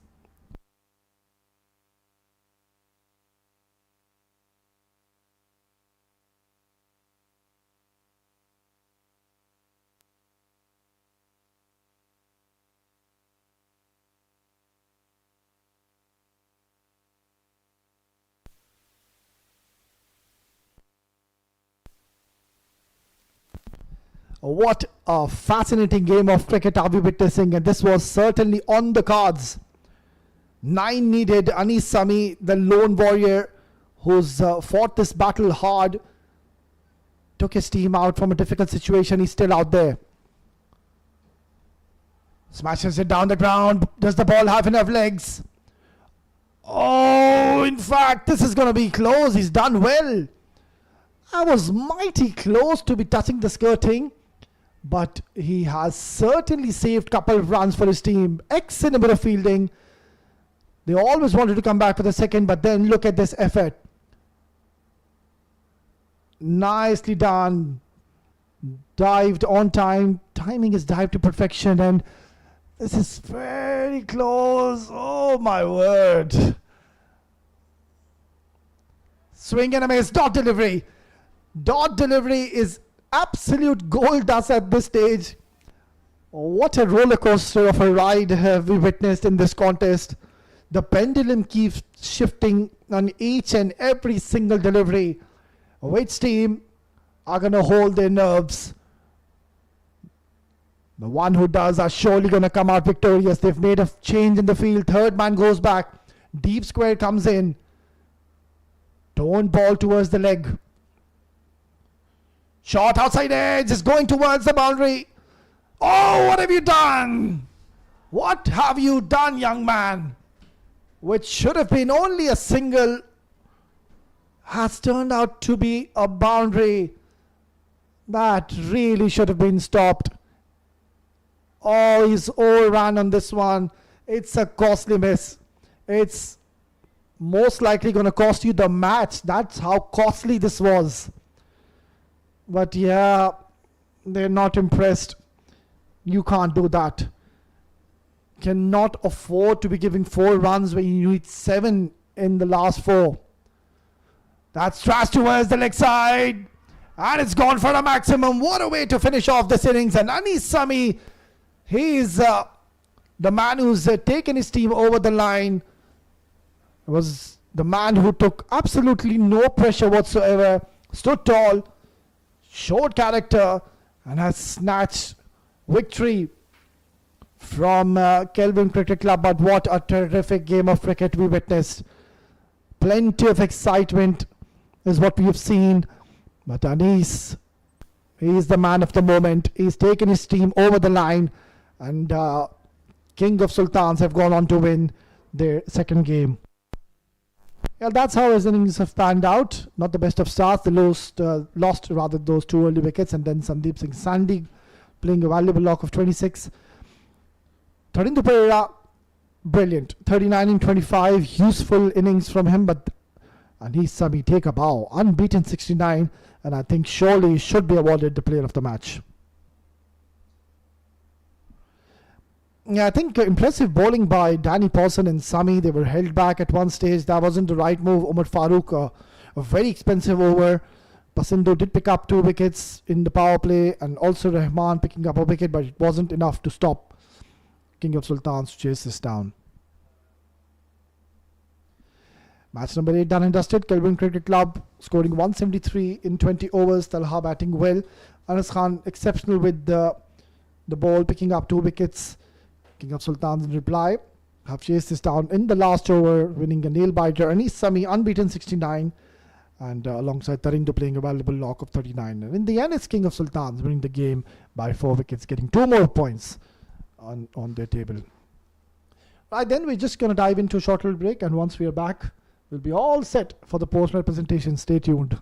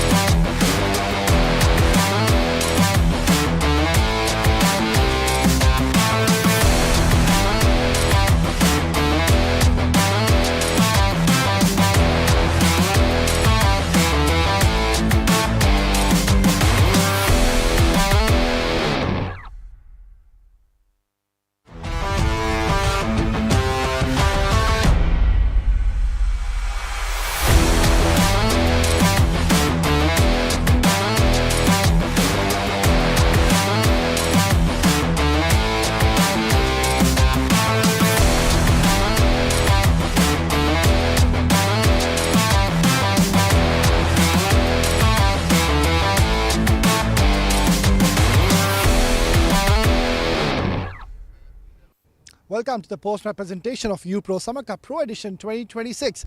It was match number 8 where King of Sultans winning the toss and inviting Kelvin Cricket Club to bat first, and they went on to score a decent score of 173 in the allotted 20 overs.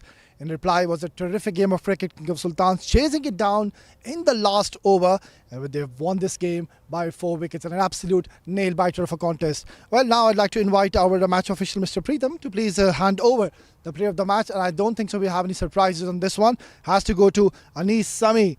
He was absolutely magnificent, of course, with the bat. 69 very important runs, mind you, in just 47 deliveries, 8 fours and a huge maximum to his name. Anees बहुत बहुत मुबारक हो, ज़बरदस्त performance रही आपकी. सबसे पहले तो ये बताएं आपको कैसा लग रहा है इतनी अच्छी परफॉर्मेंस के बाद. बिस्मिल्लाहिर्रहमानिर्रहीम. सबसे पहले तो मैं अल्लाह ताला का जितना शुक्र अदा करूँ कम है, और ये था कि बस बिलीव था कि इंशाल्लाह अगर इन तक जाऊँगा तो मैच फिनिश करूँगा, तो बस शुक्र है अल्लाह ने वही करवाया. ऊपर से 3 विकेटें गिरी थी, बीच में कुछ प्रेशर था आपके ऊपर क्योंकि आप आखिर तक गए हैं और ऐसा लग रहा था कि आप ही एक अकेले बंदे हैं, जो कोई प्रेशर नहीं रहा था उस वक्त. वो असल में पिछली मैच में मैंने इनमें थोड़ा एक गलत शॉट मारा था, तो आज ये था कि मैं सिचुएशन जो भी होगा गलत शॉट नहीं मारूंगा. तो बस ये था कि अभी विकेटें गिरे, लेकिन अगर एक पार्टनरशिप चलेगा हमारा तो मैच आखिर में ये है कि हम फिनिश कर लेंगे, तो वही हुआ. अनीस, आखिरी सवाल, ये प्लेयर ऑफ द मैच आप किसको डेडिकेट करना चाहेंगे?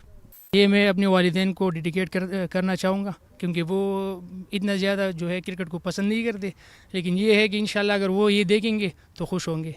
ज़बरदस्त परफॉर्मेंस, ऐसे खेलते रहे and best luck for the future games. Thank you, जज़ाकल्लाह. Zabardast performance, was brilliant by Anis Sami with his batting performance, taking his team over to the victory line.